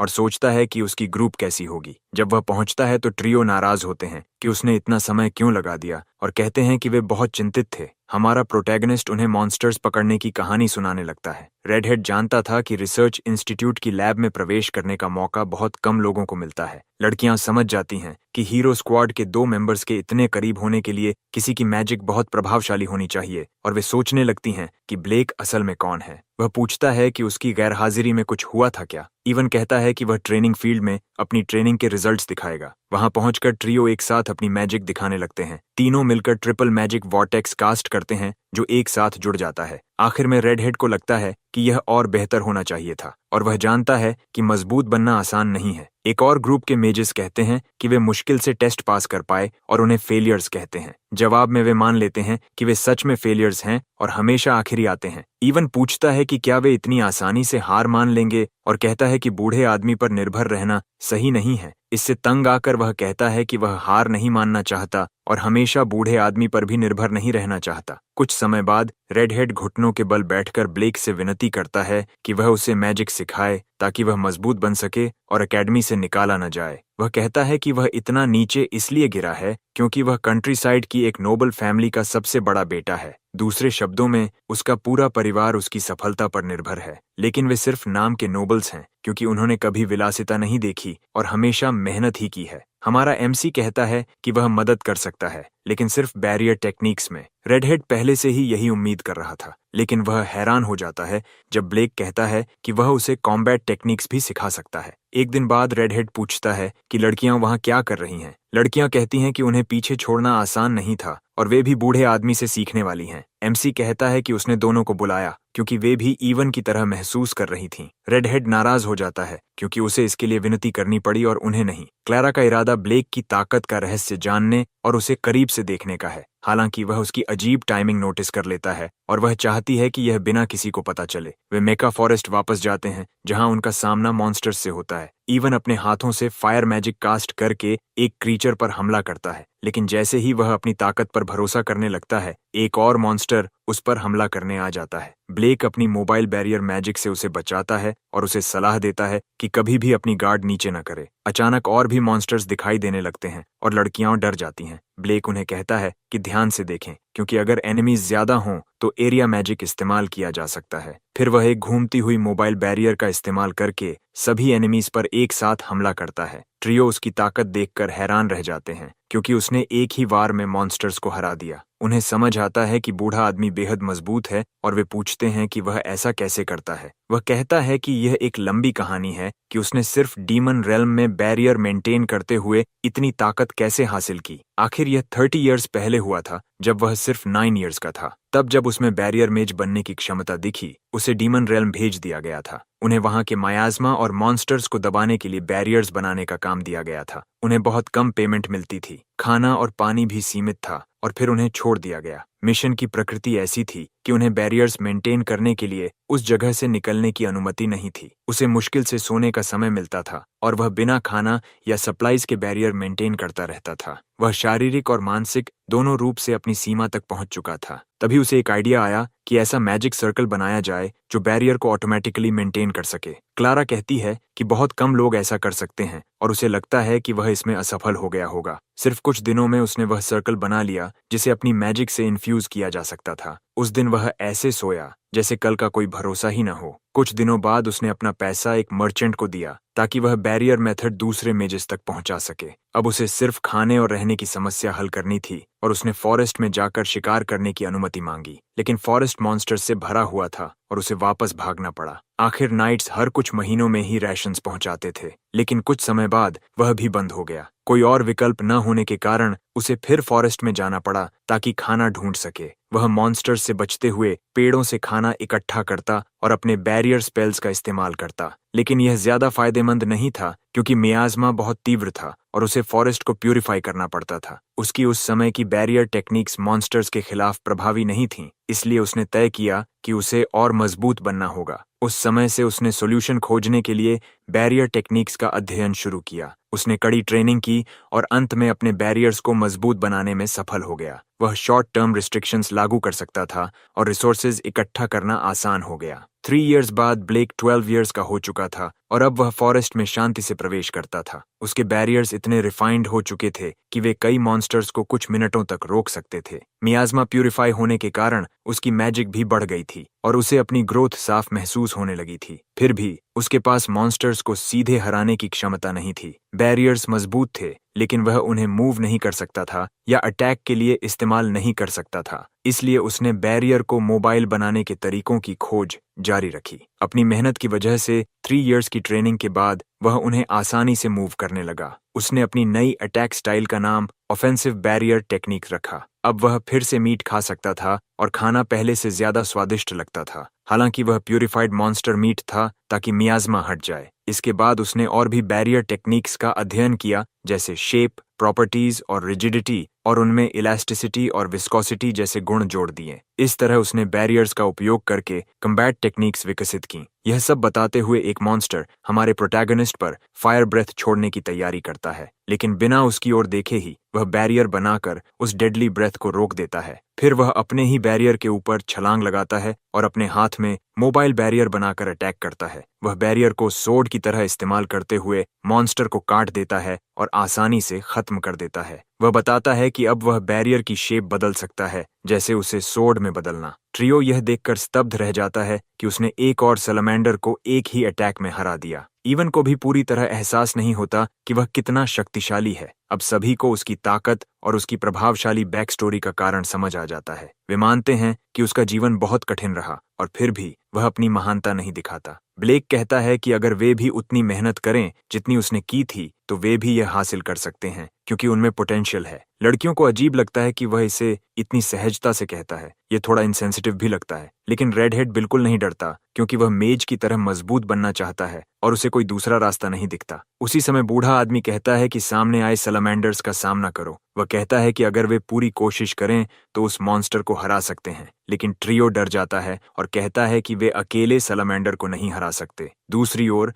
मेजेस कैप्टन लांसलॉट की तारीफ करने लगते हैं। वे कहते हैं कि वह बहुत युवा और बेहद कुशल हैं। और उन्हें लॉर्ड लांसलॉट द फ्लॉलेस कहते हैं। कैप्टन कहता है कि वे बढ़ा चढ़ा कर बोल रहे हैं क्योंकि उससे भी गलतियां होती हैं और लोग उसे विनम्र कहते हैं। वह उन ब्यूरोक्रेट्स को देखता है जो सिर्फ उसकी चापलूसी करना जानते हैं। उसके स्टूडेंट्स कहते हैं कि वे सही हैं और वह अपनी मेरिट से कैप्टन बना है। लांसलॉट कहता है कि वे उसे ज्यादा आंक रहे हैं और उसके स्टूडेंट्स उसे फिर मॉडेस्ट कहते हैं, लेकिन अंदर ही अंदर वह जानता है कि वह इतना महान नहीं है, बस औसत से थोड़ा बेहतर टैलेंट वाला व्यक्ति है। हाल ही में उसकी मैजिकल एबिलिटीज रुक सी गई हैं। अब उसके पास कोई लक्ष्य नहीं बचा। आखिर रॉयल मेज स्क्वाड का मुख्य काम पब्लिक ऑर्डर बनाए रखना है। डीमन किंग के मरने के बाद उसे लगता है कि शक्तिशाली एनिमीज से लड़ने के मौके कम हो गए हैं। शांति अच्छी चीज है, लेकिन कभी कभी वह सोचता है कि उसे कब तक सबकी उम्मीदों पर खरा उतरते रहना होगा। एक ब्यूरोक्रेट कहता है कि पास के गांवों पर लो लेवल मॉन्स्टर्स हमला कर रहे हैं। लांसलॉट जानता है कि उसे रिक्रूट्स के लिए ट्रेनिंग सेंटर बनाना होगा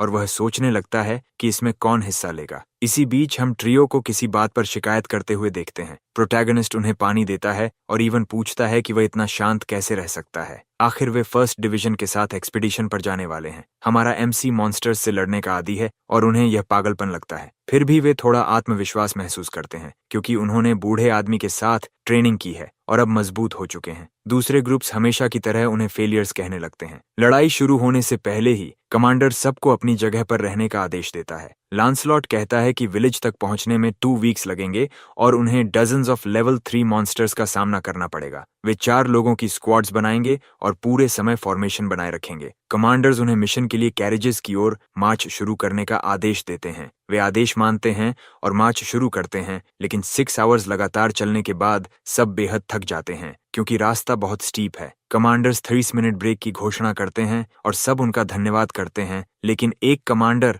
उन यंग रिक्रूट्स से चिढ़ जाता है जो आराम कर रहे थे। वह कहता है कि रिक्रूट्स को स्क्वाड मेंबर्स का ख्याल रखना चाहिए और उन्हें खाना लाकर देना चाहिए। इसलिए ट्रियो को बड़े मेंबर्स के शोल्डर्स मसाज करने पड़ते हैं। जब बड़े लोग सोते हैं तब रिक्रूट्स को आराम नहीं मिलता और उन्हें गार्ड पर खड़ा रहना पड़ता है। 7 डेज बाद उन्हें लगता है कि वे थकान से मरने वाले हैं। ट्रियो में से कोई भी यह सब सह नहीं पा रहा, सिवाय ब्लेक के, जो बिल्कुल ठीक और ऊर्जा से भरा हुआ दिखाई देता है और ग्रुप को पानी देता रहता है। वह कहता है कि पहले फॉरेस्ट में चलते समय उसने ऐसे अनुभव झेले हैं। ट्रियो समझ नहीं पाते कि बूढ़े आदमी को कैसे जज करें क्योंकि उसके स्टैंडर्ड्स सामान्य नहीं हैं। वे सोचते हैं कि बाकी रिक्रूट्स कहाँ हैं। कमांडर्स कहते हैं कि वे तो बहुत पहले भाग गए। वे कहते हैं कि ड्राउ अच्छा कर रहा है क्योंकि ज्यादातर रिक्रूट्स पहले कुछ दिनों में ही भाग जाते हैं। एक घमंडी कमांडर पूछता है कि क्या ब्लेक वही है जो एलिस की रिकमेंडेशन से आया था। फिर वे उसका मजाक उड़ाते हैं कि वह मिडिल एज्ड बैरियर मेज है। रेडहेड उसका बचाव करता है और कहता है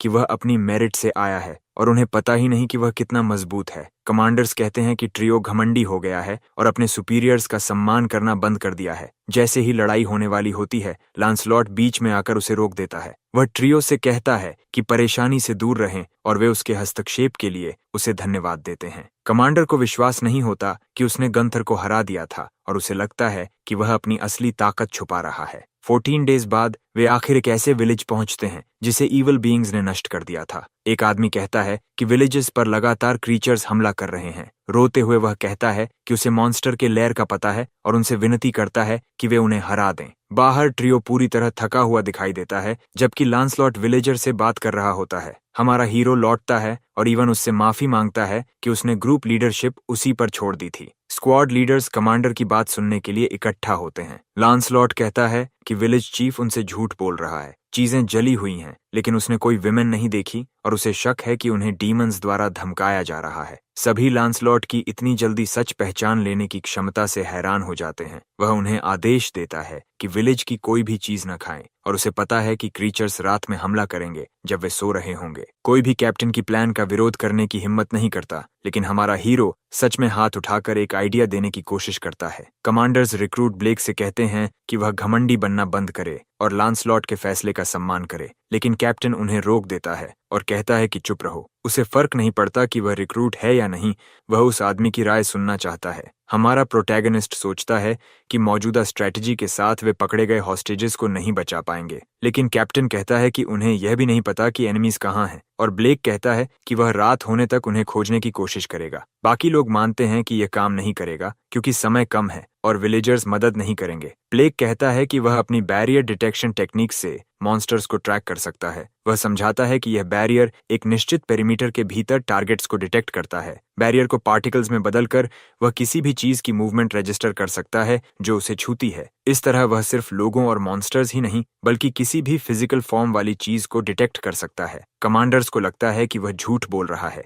क्योंकि उनके हिसाब से बैरियर टेक्निक्स बेकार होती हैं। यह साबित करने के लिए वह कहता है कि उसके पीछे 2 लोग पानी पी रहे हैं और जम्हाई ले रहे हैं। वे चौंक जाते हैं और सोचते हैं कि बैरियर मेज ने यह सब पहले से अरेंज किया होगा। लांसेलॉट फैसला करता है कि उनकी स्क्वाड मॉन्स्टर्स के हाइडआउट को लोकेट करेगी और हॉस्टेजेस को रेस्क्यू करेगी। बाकी लोग मानते हैं कि रिक्रूट्स के ऑफेंसिव होने से भी कुछ नहीं बदलेगा, लेकिन कैप्टन घोषणा करता है कि ऑपरेशन रात में शुरू होगा। रात होते ही प्रोटैगनिस्ट की टीम फॉरेस्ट में हाइडआउट ढूंढने निकलती है। इवन खुश होता है कि लांसलॉट ने रिक्रूट्स जैसे उन्हें इतना महत्वपूर्ण काम दिया है, लेकिन उसे लगता है कि कैप्टन को सच में भरोसा नहीं है कि वे सफल होंगे। वे पूछते हैं कि क्या बूढ़ा आदमी सच में मॉन्स्टर्स को ढूंढ सकता है। वह कहता है कि हाँ, लेकिन रेंज ज्यादा बड़ी नहीं है, इसलिए उन्हें थोड़ी देर चलना पड़ेगा। टीन लड़का सोचता है कि उसकी उम्र के हिसाब से बूढ़ा आदमी बिल्कुल असामान्य है और अब वह इस पर हैरान भी नहीं होता। क्लारा को लगता है कि यह ट्रायो कमाल का है और बैरियर टेक्निक्स बहुत शक्तिशाली हैं, लेकिन हर बार उसके साथ होने पर उसे अजीब घबराहट होती है और उसका दिल तेज धड़कने लगता है। इसी बीच रॉयल मेजेस अपनी कैबिन्स में सो रहे होते हैं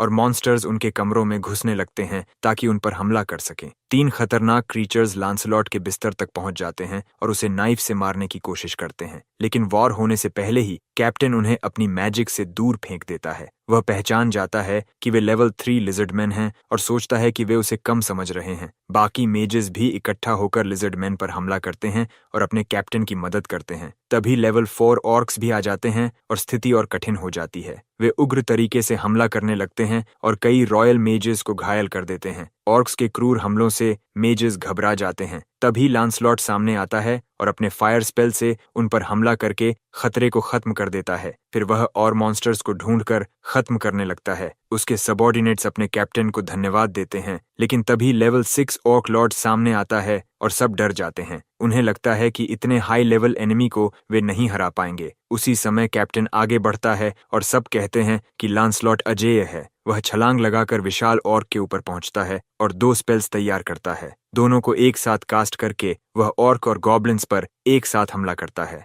जब उसकी बेहद शक्तिशाली मैजिक खत्म होती है तो मॉन्स्टर्स का कोई निशान नहीं बचता। वह जमीन पर उतरता है और सब उसकी ताकत की तारीफ करते हैं। मॉन्स्टर्स को इतने ऑर्गेनाइज देखकर वह समझ जाता है कि उनके पीछे कोई कमांडर है। अचानक कुछ उभरने लगता है और सब सोचते हैं कि यह क्या है और डर महसूस करने लगते हैं। इसी बीच दूसरी तरफ ग्रुप माइन में प्रवेश करता है और वहां विमेन को हॉस्टेज बने हुए पाता है। वे सभी को रेस्क्यू कर लेते हैं और महिलाएं उनका बहुत आभार व्यक्त करती हैं। हमारा प्रोटैगनिस्ट कुछ अजीब नोटिस करता है और उसकी ओर बढ़ता है। अचानक एक विशाल और बुद्धिमान ऑर्क लांसलॉट से बात करने लगता है और पूछता है कि क्या वह महान बारबरोसा की उपस्थिति में खुद को दबा हुआ महसूस करता है। रॉयल मेजेस समझ जाते हैं कि वह लेवल 8 बीइंग है और उन्हें विश्वास होता है कि उनका कैप्टन जीत जाएगा। विशाल ऑर्क जल्द ही अपने वेपन से रॉयल मेजेस की स्क्वाड पर हमला करने की कोशिश करता है। पिछले बैटल्स में लांसलॉट काफी मैजिक इस्तेमाल कर चुका है और अब वह सिर्फ एक और हाई लेवल स्पेल कास्ट कर सकता है। वह इसे चूकने का जोखिम नहीं ले सकता। रॉयल मेजेस को पूरा विश्वास है कि उनका कैप्टन नहीं हारेगा और उस जायंट मॉन्स्टर को हरा देगा। कैप्टन कई हमलों से बचते हुए खुद को इनविंसिबल मानकर लड़ रहा होता है, लेकिन अचानक मॉन्स्टर का एक वार उस पर लग जाता है और वह दूर जा गिरता है, जिससे सब डर से भर जाते हैं। विशाल मॉन्स्टर घोषणा करता है कि यह कैप्टन लांसलॉट का अंत होगा। जब वह जमीन पर वार करता है तो अपनी विशाल वेपन से सब कुछ नष्ट कर देता है, लेकिन मॉन्स्टर डर जाता है जब वह देखता है कि एक मैजिकल बैरियर ने लांसलॉट को बचा लिया है। वह बैरियर हमारे प्रोटैगनिस्ट ब्लेक ने बनाया था। बैरियर मेज कहता है कि वह ठीक समय पर पहुंचा। रॉयल मेजेस हैरान रह जाते हैं कि उसने जायंट एक्स के हमले को रोक दिया। फिर वह लांसलॉट से पूछता है कि क्या वह उसकी चोटों को हील करना चाहता है। वह एक स्पेल कास्ट करता है और कैप्टन के घाव भरने लगते हैं, लांसलॉट समझ जाता है कि यह सेक्रेड मैजिक है और उसे लगा था कि ब्लेक सिर्फ बैरियर मैजिक ही इस्तेमाल करता है। ब्लेक कहता है कि यह हीलिंग बैरियर टेक्निक है जो प्यूरिफिकेशन और रिजेनरेशन का उपयोग करती है। विशाल लेवल 8 ऑर्क गुस्से में पूछता है कि वह उसके सामने इतना शांत रहने की हिम्मत कैसे कर रहा है।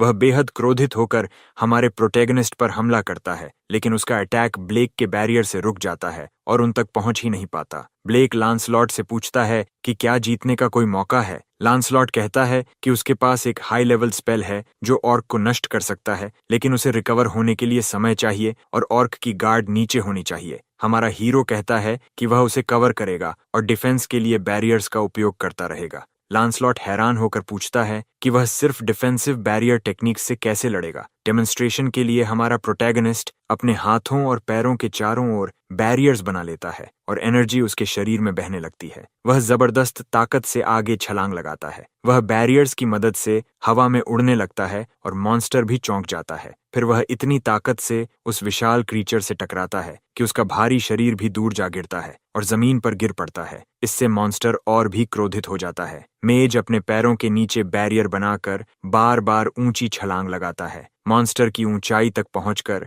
वह अपनी उंगलियों के चारों ओर बैरियर्स बनाकर पंच तैयार करता है और मॉन्स्टर के चेहरे पर जोरदार वार करता है। जैसे ही क्रीचर कुछ क्षण के लिए स्टन्ड होता है, ब्लेक कैप्टन को स्पेल कास्ट करने के लिए पुकारता है। लांसलॉट तुरंत अपना हाई लेवल मैजिक तैयार करता है और फ्लेम्स तथा स्पेक्ट्रल एनर्जी का अत्यंत शक्तिशाली स्पेल छोड़ता है। यह हमला तुरंत लेवल 8 ऑर्क को नष्ट कर देता है। जब मैजिकल ब्लास्ट खत्म होती है तो क्रीचर जमीन पर जला हुआ और बुरी तरह घायल पड़ा होता है। सब लोग उस जायंट की हार का जश्न मनाते हैं और कहते हैं कि कैप्टन से यही उम्मीद थी। थका हुआ लांसलॉट कहता है कि वे किसी तरह जीत गए। बेहोश होने से पहले हमारा हीरो उसका हाथ पकड़ लेता है और उसकी मैजिक की तारीफ करता है। कैप्टन भी उसकी प्रशंसा लौटाता है, लेकिन बाकी लोग सिर्फ कैप्टन लांसलॉट की ही तारीफ करते हैं, ब्लेक की नहीं। वे कहते हैं कि अगर ब्लेक बीच में ना आता तो कैप्टन आसानी से जीत जाता और उस पर ग्लोरी चुराने का आरोप लगाते हैं। लांसलॉट उन्हें रोकते हुए कहता है कि ऐसी बातें बंद करें, क्योंकि ब्लेक के बिना वह जीत नहीं पाता। फिर भी हमारा हीरो कहता है कि कैप्टन उसके बिना भी जीत सकता था।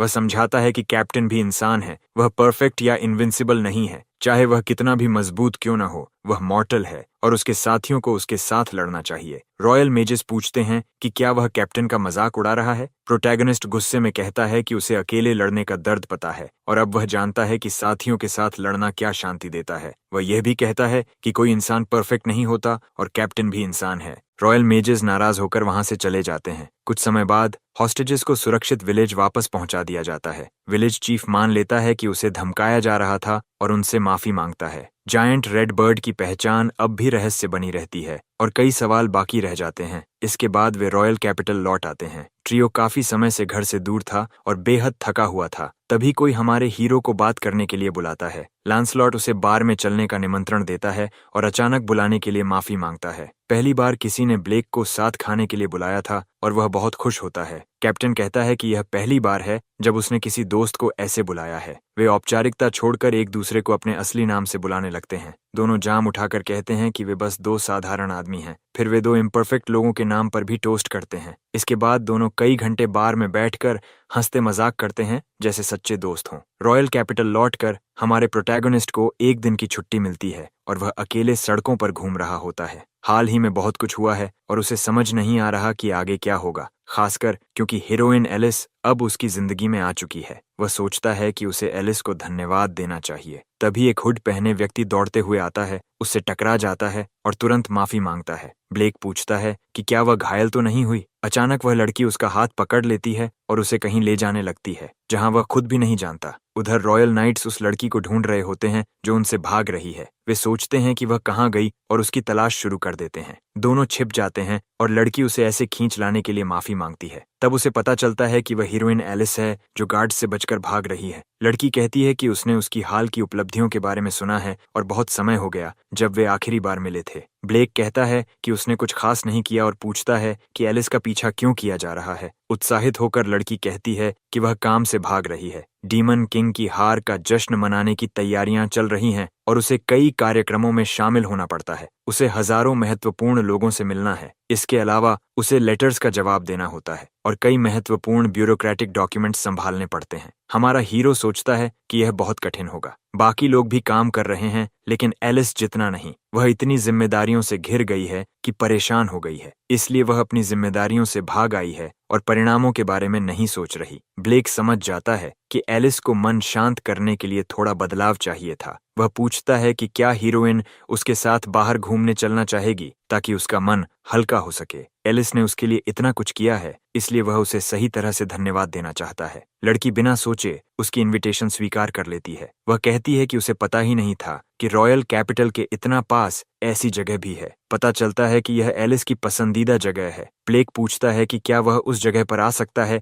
जहां एलिस अकेले रहने आती है, और वह उसे अनुमति दे देती है। फिर वह अपने लंच बॉक्स से कई खाने की चीजें निकालती है ताकि वे साथ खा सकें। हमारा हीरो उसके बनाए सैंडविचेस देखकर प्रभावित होता है। वह पूछता है कि 2 सैंडविचेस क्यों हैं, लेकिन वह इसका जवाब नहीं देती। वे जल्दी ही खाना शुरू कर देते हैं और प्रोटैगनिस्ट उसके बनाए खाने की तारीफ करता है। वह कहता है कि वह बहुत अच्छी कुक है। एलिस कहती है कि हीरोइन होने के बावजूद वह काफी घरेलू है। हमारा प्रोटैगनिस्ट इसे बिल्कुल अजीब नहीं मानता। एलिस बताती है कि हीरोइन बनने से पहले वह एक साधारण गांव की सामान्य लड़की थी। वह बस घर के कामों में अच्छी थी और उसके पास कोई खास शक्ति नहीं थी। फिर एक दिन उसे देवी ऑल्ट्रिया का रेवलेशन और ब्लेसिंग मिला। उसी दिन से वह हीरोइन बन गई और उसे विजन्स मिलने लगे कि डीमन किंग को कैसे हराना है। उसे वॉरियर बनने के लिए कठोर ट्रेनिंग से गुजरना पड़ा। उसने पहले कभी सोर्ड तक नहीं पकड़ी थी और उसके हाथों में छाले पड़ गए थे। वह मानती है कि यह आश्चर्यजनक है कि वह इतनी जल्दी मजबूत हो गई और उसे सोर्ड्समैनशिप मजेदार लगने लगा। उसे लगता है कि शायद ये टैलेंट था, और ब्लेक भी मानता है कि वह कम समय में बहुत मजबूत हो गई। एलिस कहती है कि ट्रेनिंग बहुत कठिन थी, एनिमीज बहुत शक्तिशाली थे और उसके पास कम साथी थे।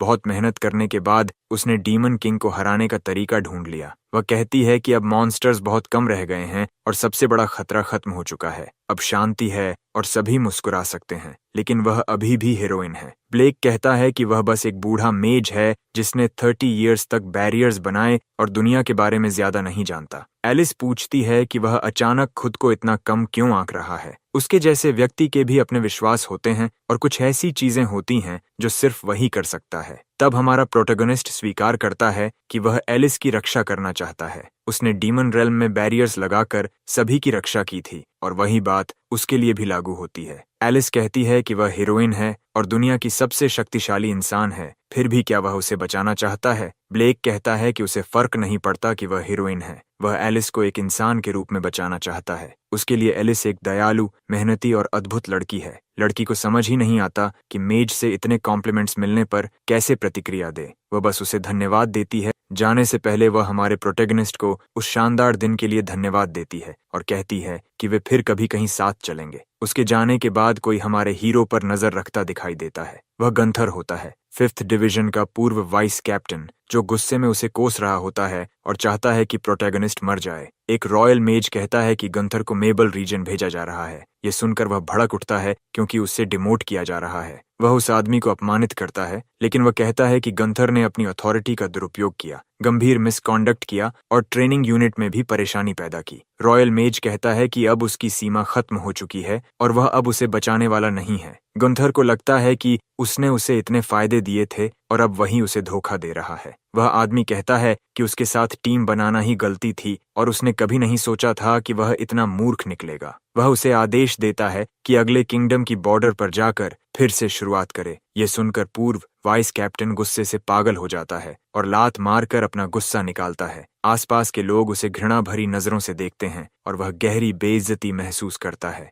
रॉयल कैपिटल के मेजेस इस पर हंसते हैं कि उसका अंत कितना शर्मनाक हुआ। पूरी तरह क्रोधित होकर गंथर फायर स्पेल छोड़ देता है और मेजेस को कोसता है। अगले दिन एक उच्च रैंक का मेज उसे उसके पद से हटा देता है। वह खुद को सही ठहराने की कोशिश करता है और कहता है कि वह एक उच्च नोबल रैंक रखता है, लेकिन आदमी कहता है कि उसे तो जेल में होना चाहिए और उसे शुक्र मनाना चाहिए कि उसे सिर्फ डिसमिस किया जा रहा है। गुंथर समझ नहीं पाता कि उसके साथ ऐसा व्यवहार क्यों हो रहा है। सड़क पर घुटनों के बल गिरकर वह देखता है कि लोग उसे अनदेखा कर रहे हैं और उसके सामने दरवाजे बंद कर देते हैं। वह सोचता है कि हीरोइन एलिस शायद उसकी कीमत समझेगी। आखिर जब वे साथ लड़ रहे थे तभी पहली नजर में वह उससे प्यार कर बैठा था और कैप्टन बनने का लक्ष्य भी उसी के लिए रखा था। उसे लगता था कि एलिस उसके आकर्षण को नोटिस करेगी, लेकिन तभी ब्लेक आ गया और लड़की ने गंथर को पूरी तरह भूल गई। इससे उसके भीतर ईर्ष्या और जलन भर जाती है और वह ब्लेक को सारी बुराई की जड़ मानने लगता है। वह सोचता रहता है कि एलिस कहाँ है ताकि वह उससे बात कर सके।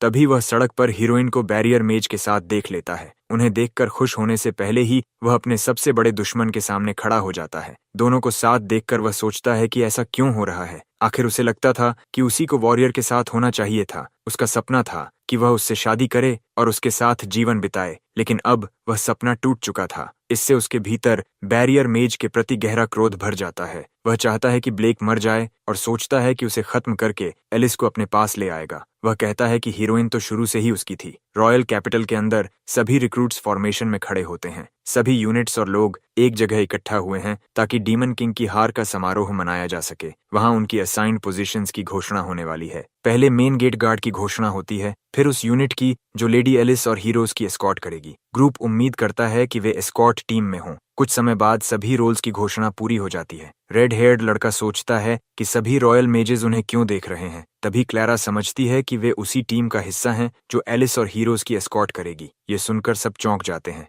रॉयल मेजेस को पसंद नहीं आता कि रिक्रूट्स को एस्कॉर्ट ड्यूटी दी जाए। लांसलॉट जल्दी से कहता है कि यह एलिस की पर्सनल रिकमेंडेशन है। उन्होंने मॉन्स्टर अटैक के दौरान शानदार प्रदर्शन किया था। ब्लेक ने लॉर्ड गंथर को हराया था और उसे एलिस तथा ईटा का भरोसा भी मिला हुआ है। सभी मान लेते हैं कि वह कैप्टन के साथ लड़ने लायक मजबूत है। कैप्टन घोषणा करता है कि यह अंतिम फैसला है और सभी को अपने अपने कर्तव्य निभाने का आदेश देता है। मेजेस आदेश मान लेते हैं। हैरान क्वार्टेट हीरोइन के कमरे के सामने पहुंचते हैं। इवन इतना घबराया हुआ होता है कि उसे लगता है कि वह उल्टी कर देगा। लड़कियों को यह अच्छा नहीं लगता और वे उसे कहते हैं कि खुद को संभाले, लेकिन सच में वे सब भी घबराहट से कांप रहे होते हैं। आखिर उनके पास कोई विकल्प नहीं होता और वे कमरे में प्रवेश करते हैं। जैसे ही वे अंदर जाते हैं, हीरोइन एलिस और विच पहले से उनका इंतजार कर रही होती हैं। दोनों को इतने करीब देखकर वे हैरान रह जाते हैं। हमारा प्रोटैगोनिस्ट उन्हें ऐसे अभिवादन करता है जैसे वह पहले से ही उनके करीब हो। एलिस कहती है कि उसने सुना है ब्लेक ने मॉन्स्टर्स को हराकर शानदार काम किया है। विच कहती है कि उसे तो पहले से ही उससे यही उम्मीद थी। क्वार्टेट ये देखकर प्रभावित होते हैं कि वे उससे कितनी परिचित और करीब लगती हैं। वे रॉयल नाइट्स के साथ बैठते हैं और बहुत घबरा जाते हैं। तब हीरोइन कहती है कि वे उन्हें नुकसान नहीं पहुंचाएंगे और आराम से बैठ सकते हैं। इवन सोचता है कि दोनों बहुत फ्रेंडली हैं, लेकिन नाइट्स डरावने लगते हैं। ईडा के साथ आई पतली लड़कियां भी उसे देखकर आश्वस्त महसूस करती हैं। क्लारा हैरान हो जाती है कि इतने महान लोग बूढ़े आदमी को जानते हैं, जिससे पता चलता है कि वह कोई साधारण व्यक्ति नहीं है। रेडहेड पहले ही समझ चुका था कि वह असाधारण है, लेकिन उसने नहीं सोचा था कि बात इस स्तर तक जाएगी। एक नाइट हीरोइन से सुझाव देता है और पूछता है कि क्या ब्लेक के साथ आए तीनों भी मजबूत हैं। वह कहता है कि उनमें ताकतवर लोगों जैसा ऑरा नहीं दिखता, लेकिन फिर भी ब्लेक उन पर भरोसा करता है। रॉयल नाइट कहता है कि वे उसके साथ एक टेस्ट ले सकते हैं, इसलिए तीनों एरिना में उसके सामने खड़े हो जाते हैं। वह कहता है कि नियम सरल हैं, अगर वे उस पर एक भी हिट कर दें तो वे जीत जाएंगे।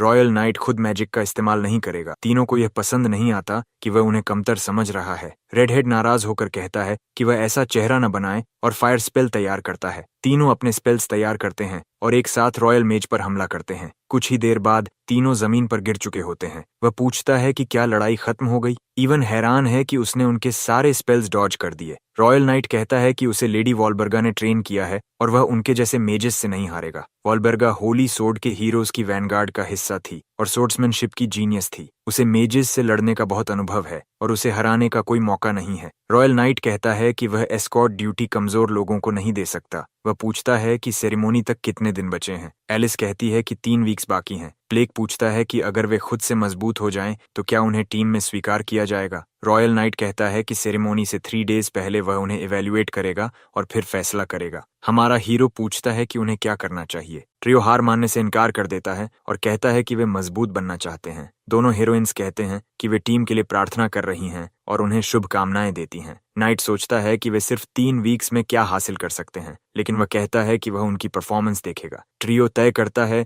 कि वे ट्रेनिंग में अपनी पूरी ताकत लगा देंगे। वे मेका फॉरेस्ट की ओर जाते हैं, जहां विशाल हाई लेवल मॉन्स्टर्स उनका सामना करते हैं। लेवल 3 मॉन्स्टर्स को देखकर वे डर से चिल्लाते हैं और भागने लगते हैं, क्योंकि उन्हें लगता है कि वे जीत नहीं सकते। इसी बीच प्रोटैगनिस्ट बैरियर पर तैरते हुए कहता है कि वे जीत सकते हैं। वह कहता है कि अगर वे लड़ाई से भागेंगे तो कभी मजबूत नहीं बनेंगे। रेड हेड हिम्मत जुटाता है और मॉन्स्टर्स पर फायर मैजिक कास्ट करता है, लेकिन क्रीचर उसे डॉज कर देता है और सीधे इवन के सामने आ जाता है। लिजर्डमैन उसके सामने खड़ा हो जाता है। टीन समझ जाता है कि उनके स्पेल्स बहुत प्रभावी नहीं थे और उसे समझ नहीं आता क्या करे। ब्लेक कहता है कि उन्हें खुद ही सीखना होगा कि कैसे सरवाइव करना है और कैसे मजबूत बनना है। लिजर्डमैन रेडहेड पर हमला करने ही वाला होता है, लेकिन उससे पहले कि वह इवन को खत्म करे, हमारा प्रोटैगनिस्ट बीच में आकर बैरियर बना देता है। वह कहता है कि जब स्थिति बहुत कठिन होगी तो वह उन्हें बचाएगा, लेकिन फिर भी वह ट्रियो को प्रेरित करता है और कहता है कि वे यह कर सकते हैं। वह कहता है कि अगर सही तैयारी की जाए तो वे मजबूत बन सकते हैं।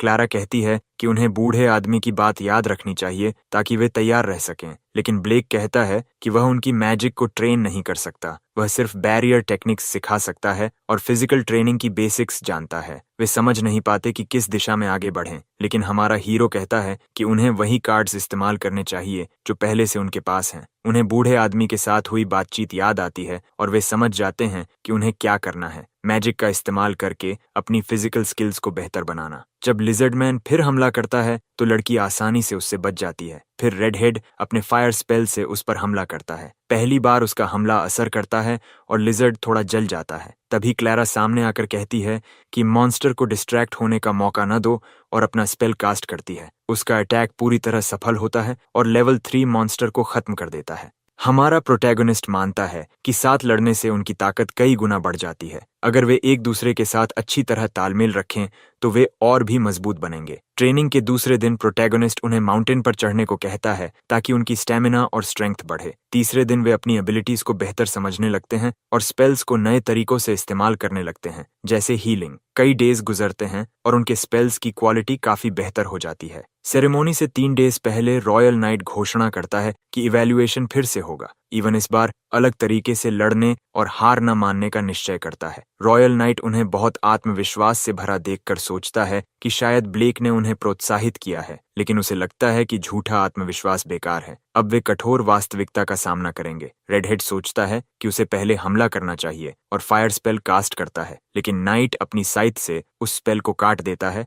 और कहता है कि यह बेकार था। तभी क्लैरा उसके पीछे आकर अपना पर्पल स्पेल कास्ट करने लगती है, लेकिन नाइट उस अटैक को भी डॉज कर देता है और कहता है कि यह भी बेकार है। वह लड़की पर हमला करने की कोशिश करता है, लेकिन वह भी बच जाती है। उसे एहसास होता है कि इन दिनों में उन्होंने अपनी फिजिकल एबिलिटीज और स्किल्स को काफी बेहतर कर लिया है। वह यह भी देखता है कि वे एक टीम की तरह लड़ रहे हैं। लड़ाई जारी रहती है, ट्रियो बार बार हमला करते हैं और वह उनके अटैक्स को काटता जाता है। कुछ देर बाद ट्रियो थकने लगते हैं और समझ जाते हैं कि वह सच में बहुत मजबूत है। वे फैसला करते हैं कि आखिरी बार पूरी ताकत से हमला करेंगे। वे उस टैक्टिकल फॉर्मेशन में रॉयल नाइट पर हमला करते हैं जिसका अभ्यास उन्होंने पहले किया था। टीम अपनी नई सीखी हुई मैजिक को एक साथ इस्तेमाल करने की योजना बनाती है। फिर तीनों एक साथ मैसिव इंटरमीडिएट लेवल स्पेल्स छोड़ते हैं। रॉयल नाइट उन विशाल स्पेल्स को काटने में सफल हो जाता है, लेकिन वह खुद भी थक जाता है। इवन निराश हो जाता है कि उसने उनके कंबाइंड अटैक से भी बचाव कर लिया। तभी एलिस कहती है कि लड़ाई खत्म हो गई है। ट्रियो समझ जाते हैं कि उनकी मैजिक खत्म हो चुकी है और उन्हें लगता है कि वे हार गए। ब्लेक कहता है कि उन्हें गर्व होना चाहिए क्योंकि वे सिर्फ 3 वीक्स में बहुत मजबूत हो गए हैं। रॉयल नाइट उनके पास आता है और कहता है कि वे टेस्ट पास कर चुके हैं, भले ही वे हार गए। अपने आर्मर में आई दरार दिखाते हुए वह कहता है कि उनका स्पेल प्रभावशाली था। वह उनके सामने घुटने टेक कर कहता है कि 3 वीक्स में वे स्पष्ट रूप से मजबूत हो गए हैं। वह कहता है कि वे एस्कॉर्ट मिशन में अच्छा करेंगे। बूढ़ा आदमी भी उन पर गर्व करता है। ट्रियो अपनी मेहनत का फल पाकर बहुत खुश हो जाते हैं। एलिस नोटिस करती है कि उनके बीच मास्टर और डिसाइपल जैसा रिश्ता है। उसे विश्वास है कि ब्लेक की टीम के साथ सेरेमोनी अच्छी तरह संपन्न होगी, लेकिन विच को लगता है कि अभी भी कुछ रूमर्स फैल सकते हैं और वह चाहती है कि सब कुछ बिना किसी परेशानी के हो। इसी बीच हम गुंथर को देखते हैं जो बीमार हालत में सड़कों पर भटक रहा है और बहुत खराब दिख रहा है। आखिरकार डीमन किंग सबजुगेशन सेरेमोनी का दिन आ जाता है। शहर के लोग जश्न मनाते हैं और हीरो टीम के गुजरते ही जयकार करते हैं। ट्रियो भीड़ का आकार देखकर हैरान हो जाते हैं और समझते हैं कि उन्हें हीरोइन की ठीक से रक्षा करनी होगी। ब्लेक नोटिस करता है कि एलिस के साथी उनके पीछे ड्रैगन कैरेज में बैठे हैं। अचानक हीरोइन आती है और हमारे प्रोटैगनिस्ट से बात करना चाहती है, लेकिन वह सोचता है कि अब उन्हें अपने काम पर ध्यान देना चाहिए। इस समय उसे लगता है कि वे किसी भी तरह की गलती की गुंजाइश नहीं छोड़ सकते। आखिर रॉयल नाइट के शब्दों में हीरोइन और उसके साथी लिविंग टारगेट्स हैं। वह बताता है कि हीरोज को किडनैप करने या खत्म करने की कई कोशिशें पहले भी हो चुकी हैं, इसीलिए यह ग्रुप मौजूद है ताकि सबकी जान की रक्षा की जा सके। ब्लेक जानता है कि उन्हें सामान्य से भी अधिक सतर्क रहना होगा। इसी बीच 5th डिवीजन का पूर्व वाइस कैप्टन भीड़ में खड़ा सब कुछ देख रहा होता है और हमारे प्रोटैगनिस्ट के प्रति घृणा से जल रहा होता है। वह ब्लेक को खत्म करना चाहता है और अचानक हीरोज की कैरेज की ओर दौड़ पड़ता है। तभी सब लोग पहचान लेते हैं कि वह पागल व्यक्ति गुंथर है। सभी रॉयल सोल्जर्स उसकी ओर दौड़ते हैं और चेतावनी देते हैं कि अगर उसने विरोध किया तो उसे बख्शा नहीं जाएगा। गंथर पागलों की तरह चिल्लाता है कि एलिस उसकी होगी और वह ब्लेक को खत्म कर देगा। रॉयल गार्ड्स उसकी ओर बढ़ते हैं, लेकिन वह अपनी मैजिक से उन्हें आग में झोंक देता है। उसके स्पेल की फ्लेम्स देखकर जनता डर जाती है और सब समझ जाते हैं कि वह एक मेज है। तभी वाइज विच उसके पीछे प्रकट होती है और वाटर स्पेल कास्ट करती है। वह जल चुके रॉयल सोल्जर के घावों को शांत कर देती है। ट्रियो उस पर झपट पड़ते हैं और उसे अपने हाथों से पकड़कर काबू में कर लेते हैं। गंथर गुस्से से तिलमिला उठता है, लेकिन वह खुद को छुड़ा नहीं पाता और जमीन पर गिर जाता है। वह ब्लेक और हीरोज को कोसते हुए चिल्लाता रहता है कि अगर एलिस उसकी नहीं होगी तो वह सब कुछ जला देगा। उसी समय वह हीरोइन की ओर आग का एक बड़ा हमला फेंकता है, लेकिन उसके पहुंचने से पहले ही हमारा हीरो बैरियर बनाकर एलिस की रक्षा कर देता है। इससे गंथर और भी क्रोधित हो जाता है। हमारा हीरो हीरोइन के पास खड़ा होकर पूर्व वाइस कैप्टन को पूरी तरह काबू में कर लेता है। एलिस उससे पूछती है कि वह ऐसा क्यों कर रहा है। गंथर कहता है कि वह उसे अपने पास चाहता है और उससे प्यार करता है। वह कहता है कि जिस दिन उन्होंने अपने फीलिंग्स स्वीकार किए थे उसी दिन से वह उससे प्रेम करता है, लेकिन लड़की कहती है कि वे मुश्किल से कभी बात भी नहीं करते थे और ऐसा कोई कॉन्वर्सेशन कभी हुआ ही नहीं। जब गार्ड्स उसे ले जा रहे होते हैं तो वह जोर देकर कहता है कि वे बहुत बातें करते थे। वह लगातार चिल्लाता रहता है कि वह उसका प्यार वापस चाहता है। विच कहती है कि वह अब रियलिटी और डिल्यूजन में फर्क नहीं कर पा रहा। एलिस बताती है कि उसने कभी किसी को डेट नहीं किया क्योंकि उसके पास रोमांस के लिए समय ही नहीं है। उसी समय 13-year-old विच भीड़ से कहती है कि वह पागल व्यक्ति गिरफ्तार हो चुका है और अब सब कुछ सुरक्षित है। हीरोज की मौजूदगी से सभी नागरिक शांत हो जाते हैं। वे अपनी यात्रा जारी रखते हैं और खुश होते हैं कि इतने अच्छे मेजेस उनकी रक्षा कर रहे हैं। लोग ब्लेक की तारीफ करते हैं कि उसने बैरियर बनाकर एलिस को बचाया। वे यह भी कहते हैं कि ट्रियो बहुत कुशल है और उन्होंने भी अच्छा काम किया। ब्लेक कहता है कि लोग उन्हें ड्रॉप आउट समझते हैं, लेकिन वे वास्तव में बहुत अच्छे हैं। उन्हें अभी तक अपने अंदर की पोटेंशियल का अंदाजा नहीं हुआ है। जब यंग ट्रियो कास्टल पहुंचते हैं तो उसकी भव्यता देखकर दंग रह जाते हैं, खासकर रेड हेड जो उस जगह की दौलत देखकर बहुत उत्साहित हो जाता है। ब्लेक कहता है कि उन्हें हीरोज ने बुलाया है, इसलिए खुश होना स्वाभाविक है। क्लारा कहती है कि लोग उन्हें बहुत ध्यान से देख रहे हैं, इसलिए उन्हें थोड़ा शांत रहना चाहिए। तभी एलिस और विच अचानक सामने आ जाती हैं और पूछती हैं कि क्या वे सेरेमनी का आनंद ले रहे हैं। दोनों लड़कियां डीमन किंग सब्जुगेशन सेरेमनी के लिए बेहद सुंदर कपड़ों में सजी हुई होती हैं। सभी उनकी तारीफ करते हैं, यहाँ तक कि हमारा प्रोटैगनिस्ट भी कहता है कि वे बहुत सुंदर लग रही हैं। एलिस और एडा शर्मा जाती हैं और कॉम्प्लीमेंट के लिए बूढ़े आदमी को धन्यवाद देती हैं। तभी लांसलॉट वहां आता है और कहता है कि ब्लेक ने अब तक बहुत अच्छा काम किया है, लेकिन वह यह भी कहता है कि उसकी टीम ने उससे भी बेहतर काम किया है। टीम सोचती है कि वह सिर्फ विनम्रता दिखा रहा है, लेकिन इवन थोड़ा घमंडी हो जाता है। ब्लेक क्लारा की हीलिंग एबिलिटी की भी तारीफ करता है और वह शर्माने लगती है। एलिस पूछती है कि वे कैप्टन लांसलॉट के इतने करीब कब हो गए, क्योंकि यह अप्रत्याशित है। सब लोग बातचीत करते हुए मजे करते हैं, अच्छा खाना खाते हैं और ड्रिंक करते हैं, लेकिन हाई स्टेटस गेस्ट्स को हीरोज के साथ बैठे इस ग्रुप को देखना पसंद नहीं आता। ब्लेक भीड़ के बीच खुद को थोड़ा असहज महसूस करता है। तभी सवाल उठता है कि बाकी हीरोज कहाँ हैं, वैल, रुआ और हर्मीना। विच बताती है कि वाहबर्ग सेरेमनी में शामिल नहीं हो रही है और हर्मीना अभी किसी काम में व्यस्त है। हमारा प्रोटैगनिस्ट बस हीरोज से मिलना चाहता था। तभी म्यूजिक बजना शुरू होता है और बॉल डांस की शुरुआत हो जाती है। इसी कारण एलिस हमारे प्रोटैगनिस्ट को डांस के लिए आमंत्रित करती है।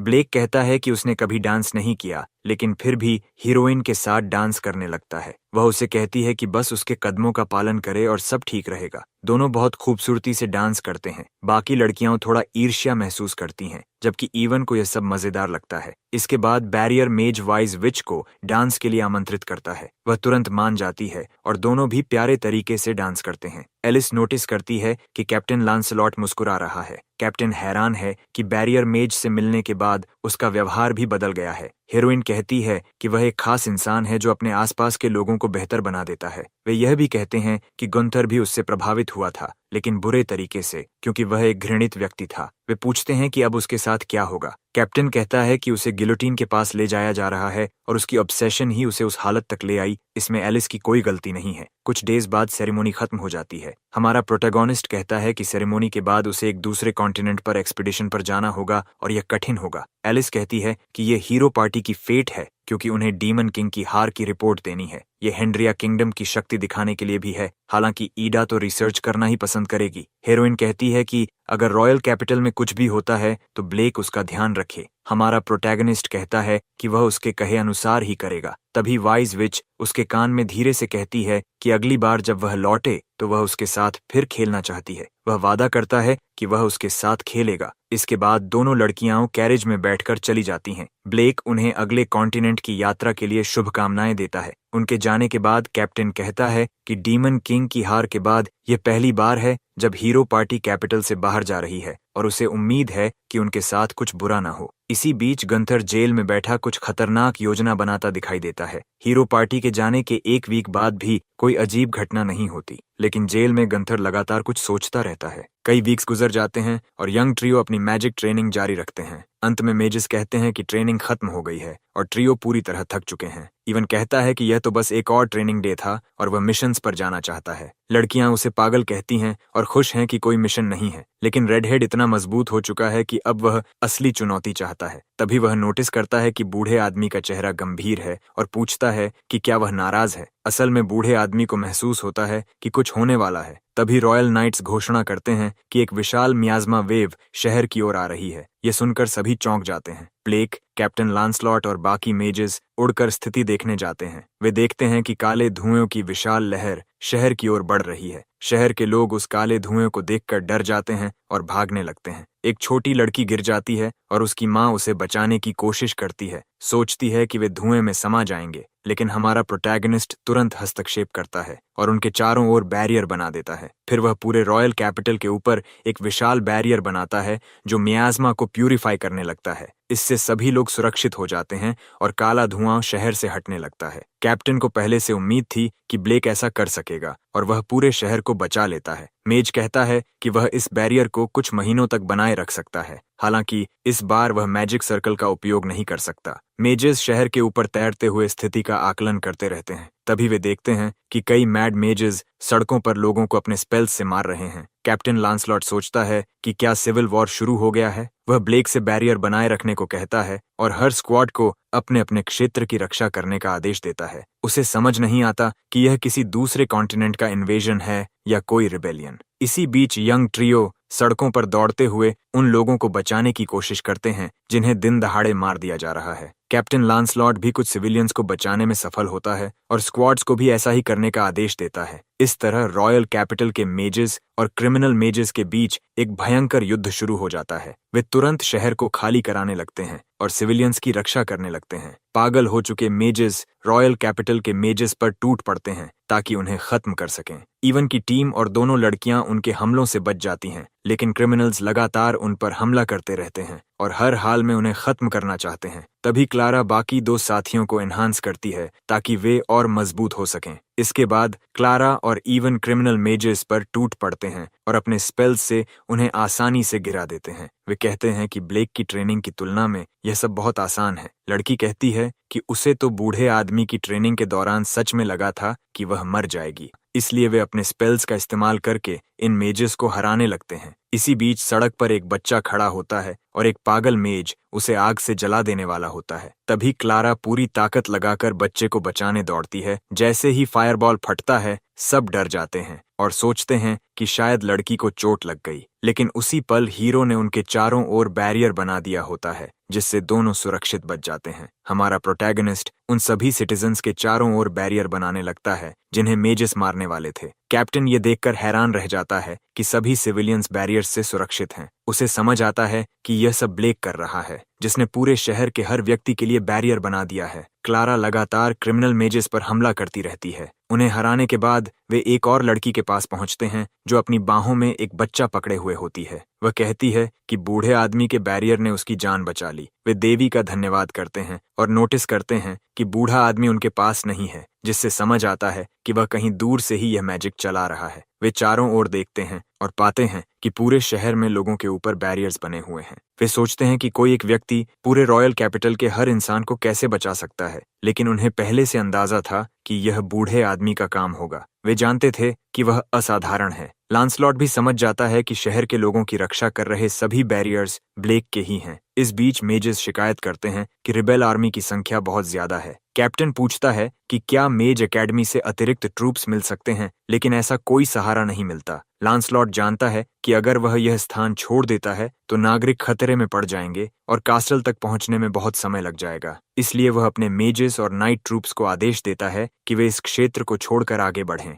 आखिर इस समय ब्लेक उन्हें सपोर्ट दे रहा है। मेजेस समझ जाते हैं कि कैप्टन बैरियर मेज पर बहुत भरोसा करता है, क्योंकि सामान्य स्थिति में वह खुद लौट जाता। इसी बीच कैप्टन अपने स्पेल्स कास्ट करता रहता है और ब्लेक पर भरोसा करता है। सभी एनिमी मेजेस एक साथ रॉयल नाइट्स पर हमला करने लगते हैं। नाइट्स इन क्रिमिनल्स को कास्टल में घुसने से रोकने की कोशिश करते हैं, लेकिन वे लगातार शक्तिशाली स्पेल्स छोड़ते रहते हैं। आखिर वे कासल की ओर बढ़ने लगते हैं, लेकिन जैसे ही वे अंदर जाने वाले होते हैं, वे ब्लेक के बैरियर से टकरा जाते हैं और समझ जाते हैं कि कास्टल का प्रवेश द्वार बैरियर मेज ने सुरक्षित कर दिया है। इसके बाद रॉयल नाइट्स तलवारों से उन पर हमला करते हैं और उन्हें बिना दया के खत्म कर देते हैं। वे बैरियर मेज को धन्यवाद देते हैं जो यह सब बनाए हुए हैं। इसी बीच हमारा प्रोटैगनिस्ट देखता है कि कुछ क्रिमिनल मेजेस उसकी ओर स्पेल्स छोड़ रहे हैं। वह आसानी से उन स्पेल्स को ब्लॉक कर देता है। तभी अचानक एक आदमी पत्थर जैसे हाथ से पीछे से उसका पैर पकड़ लेता है और उसे चौंका देता है। जैसे ही वह जमीन पर गिरता है, उसके बनाए बैरियर्स में से एक गायब हो जाता है।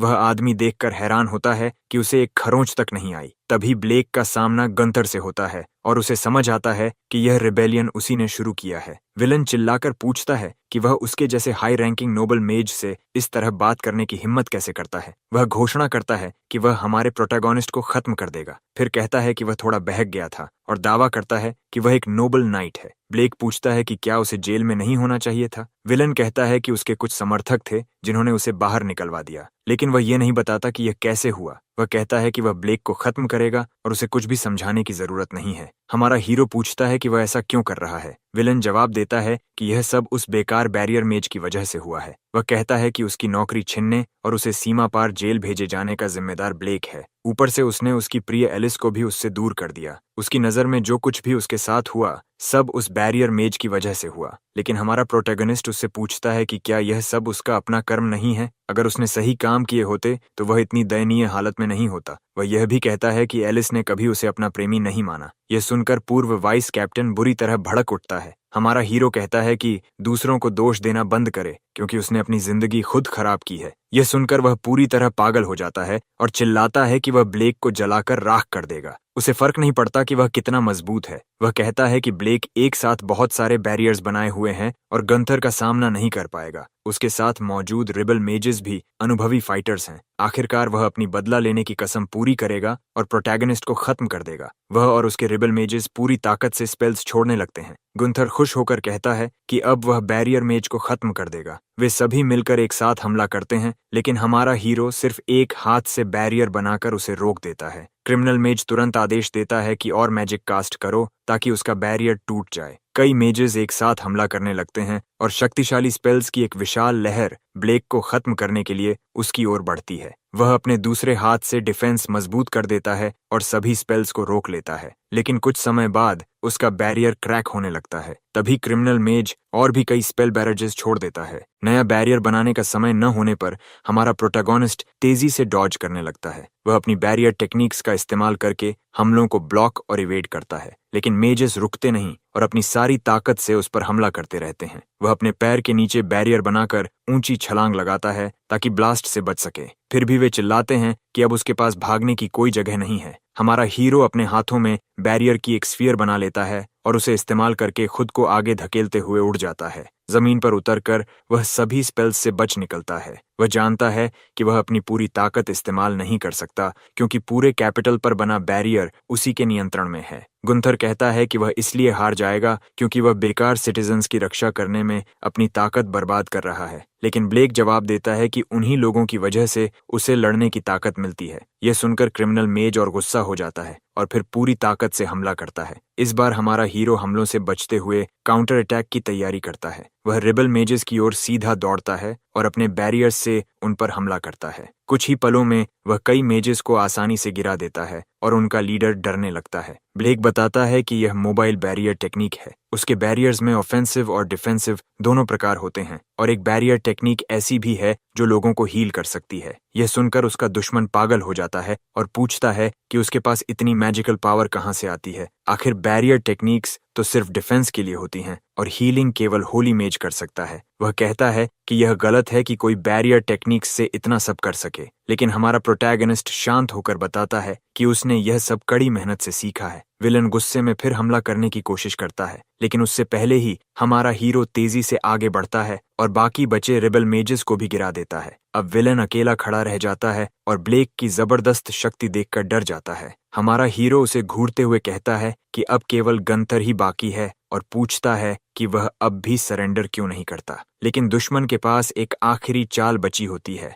वह एक पर्पल क्रिस्टल निकालता है और उसे अपने मुंह में डालकर निगल जाता है। तुरंत उसके शरीर से अनियंत्रित पर्पल एनर्जी निकलने लगती है। उसके शरीर पर काली नसें उभर आती हैं और वह कहता है कि अब वह अजेय है। वह बताता है कि उसने इसे एलिस के साथ अकेले होने पर इस्तेमाल करने की योजना बनाई थी, लेकिन अब इस शक्ति से वह हीरो को भी गिरा सकता है। ये देखकर हमारा प्रोटैगनिस्ट तुरंत कई बैरियर्स बनाने लगता है और कहता है कि वह ऐसा कभी होने नहीं देगा। विलन उससे कहता है कि प्रोटेक्टर बनने का नाटक करना बंद करे और एक विशाल स्पेल तैयार करता है। वह इविल पर्पल मैजिक का भयानक वर्ल्डविंड छोड़ता है, जिसे हमारा हीरो आसानी से बैरियर से रोक देता है। लेकिन अचानक बैरियर टूट जाता है और वह हैरान रह जाता है। उसके तुरंत बाद एक विशाल एक्सप्लोजन होता है और हमारा प्रोटैगनिस्ट उसके बीच में फंस जाता है। विलन उसे गार्डियन बनने का नाटक बंद करने को कहता है और उसका बैरियर तोड़ देता है, लेकिन हमारा हीरो मोबाइल बैरियर का उपयोग करके ब्लास्ट के केंद्र से बच निकलता है। फिर भी विलन हमला करना नहीं रोकता। अब ब्लेक शहर के ऊपर हवा में तैर रहा होता है और लगातार अटैक्स से बच रहा है। उसका दुश्मन चिढ़कर पूछता है कि क्या वह उसे छू भी नहीं पाएगा। वह स्पाइरल स्ट्राइक तैयार करता है और कहता है कि अब हमारे हीरो का अंत होगा। विलन एक और शक्तिशाली हमला छोड़ता है और प्रोटैगनिस्ट खुद को बचाने के लिए नया बैरियर बनाता है, लेकिन वह भी टूट जाता है। उसे हल्की चोट लगती है और एनिमी कहता है कि वह अब मरने ही वाला है और उसके बैरियर्स बेकार हैं। वह उसे फ्रीक कहकर कहता है कि उसे नष्ट कर देना चाहिए। उसी समय जब वह आखिरी वार करने वाला होता है, कोई उसके पीछे प्रकट होता है। कई स्पेल्स पीछे से आकर सीधे उसे लगते हैं। हमारे प्रोटैगनिस्ट के साथ यात्रा करने वाला ट्रियो पीछे से गंथर पर हमला कर चुका होता है। क्लारा रिबल्स के बारे में पूछती है और कहती है कि मेज कॉर्प मायाज़मा से जूझ रहे हैं, इसलिए वह ब्लेक से कहती है कि वह अपनी पूरी ताकत से लड़कर विलन को हरा दे। ये सुनकर उसका दुश्मन और भी गुस्से में आ जाता है और कहता है कि वह उन सभी को खत्म कर देगा। तभी ब्लेक के चेहरे पर ऐसा भाव आता है जैसा पहले किसी ने नहीं देखा था। कैपिटल के ऊपर बना विशाल बैरियर और हर नागरिक के चारों ओर बने बैरियर्स धीरे धीरे खत्म होने लगते हैं। वह अपनी सारी मैजिक को एक ही बिंदु पर केंद्रित करने लगता है और उसे विस्फोटक ऊर्जा की तरह छोड़ता है। ट्रियो उसकी अपार मैजिकल पावर देखकर हैरान रह जाते हैं। सभी लोग प्रार्थना करने लगते हैं कि वह इस लड़ाई में जीत जाए। इस बीच प्रोटैगनिस्ट शक्तिशाली एनर्जी से घिर जाता है। गंथर कहता है कि अब गंभीर बनने से कुछ नहीं होगा क्योंकि वह उसे मार नहीं पाएगा। विलन एक और बेहद शक्तिशाली स्पेल छोड़ता है और कहता है कि ब्लेक पहले ही हार चुका है, लेकिन हमारा हीरो उस अटैक से बिना खरोंच के बच निकलता है। विलन हैरान रह जाता है क्योंकि उसे यकीन था कि हमला सीधा लगा था। फिर भी वह कहता है कि वह बार बार हमला करेगा जब तक जीत न जाए। कई मैजिक स्फीयर्स उसकी ओर उड़ते हुए आते हैं, लेकिन हमारा हीरो बिल्कुल नहीं घबराता। विलन कहता है कि ये हाई लेवल स्पेल्स हैं और इन्हें ब्लॉक करना असंभव है। तभी ब्लेक अपने एनिमी के चारों ओर एक मैजिकल बैरियर बना देता है और उसे भीतर फंसा देता है। फिर वह उस बैरियर के अंदर शक्तिशाली इलेक्ट्रिक सर्ज छोड़ता है। झटका इतना तीव्र होता है कि गंथर तुरंत जमीन पर गिर जाता है और खड़ा भी नहीं हो पाता। गंथर अपनी हार पर विश्वास नहीं कर पाता। तब ब्लेक कहता है कि बैरियर्स का अस्तित्व सभी की रक्षा करने के लिए है। उसका दुश्मन एक शब्द भी नहीं बोल पाता और अंततः पूरी तरह नष्ट हो जाता है। उसके मरते ही शहर से मायाज़मा गायब होने लगता है। ओल्ड मैन की टीम खुशी से जश्न मनाने लगती है और उसकी वीरता की प्रशंसा करती है। क्लारा दौड़कर उसे गले लगा लेती है और कहती है कि वह बहुत खुश है। उसी समय कैप्टन लांसलॉट वहां पहुंचता है और बताता है कि गंथर के पास एक कर्स्ड आइटम था जो मायाज़मा पैदा कर रहा था। वह कर्स्ड टूल उसकी मैजिक से सक्रिय हो गया था। हमारा प्रोटोगोनिस्ट समझाता है कि इसके पीछे कोई और भी था जिसने विलन की मदद की। विलेज में मॉन्स्टर अटैक और रॉयल कैपिटल पर हमला होना सामान्य घटनाएं नहीं थीं। कैप्टन भी मानता है कि ये सब संयोग नहीं बल्कि योजनाबद्ध हमले थे। फिर भी वह खुश है कि रॉयल कैपिटल का संकट टल गया और ब्लेक को धन्यवाद देता है। दोनों हाथ मिलाते हैं। इसके बाद कई वीक्स बीत जाते हैं। अंत में कॉन्टिनेंट का किंग ब्लेक को रॉयल कोर्ट का ऑफिशियल बैरियर मेज घोषित करता है क्योंकि उसने कैपिटल को बचाने में महान योगदान दिया था। किसी ने उम्मीद नहीं की थी कि किंग सिर्फ उसके लिए नया टाइटल बनाएगा, लेकिन सभी इसे स्वीकार कर लेते हैं। इस बीच ब्लेक को पसंद करने वाले सभी लोग खुशी से उसका स्वागत करते हैं और जोरदार तालियां बजाते हैं। हमारे हीरो ने कभी उम्मीद नहीं की थी कि उसे कोई ऑफिशियल पद मिलेगा। इसके बाद उसे बैरियर मेज के रूप में अपने डेब्यू के लिए ले जाया जाता है।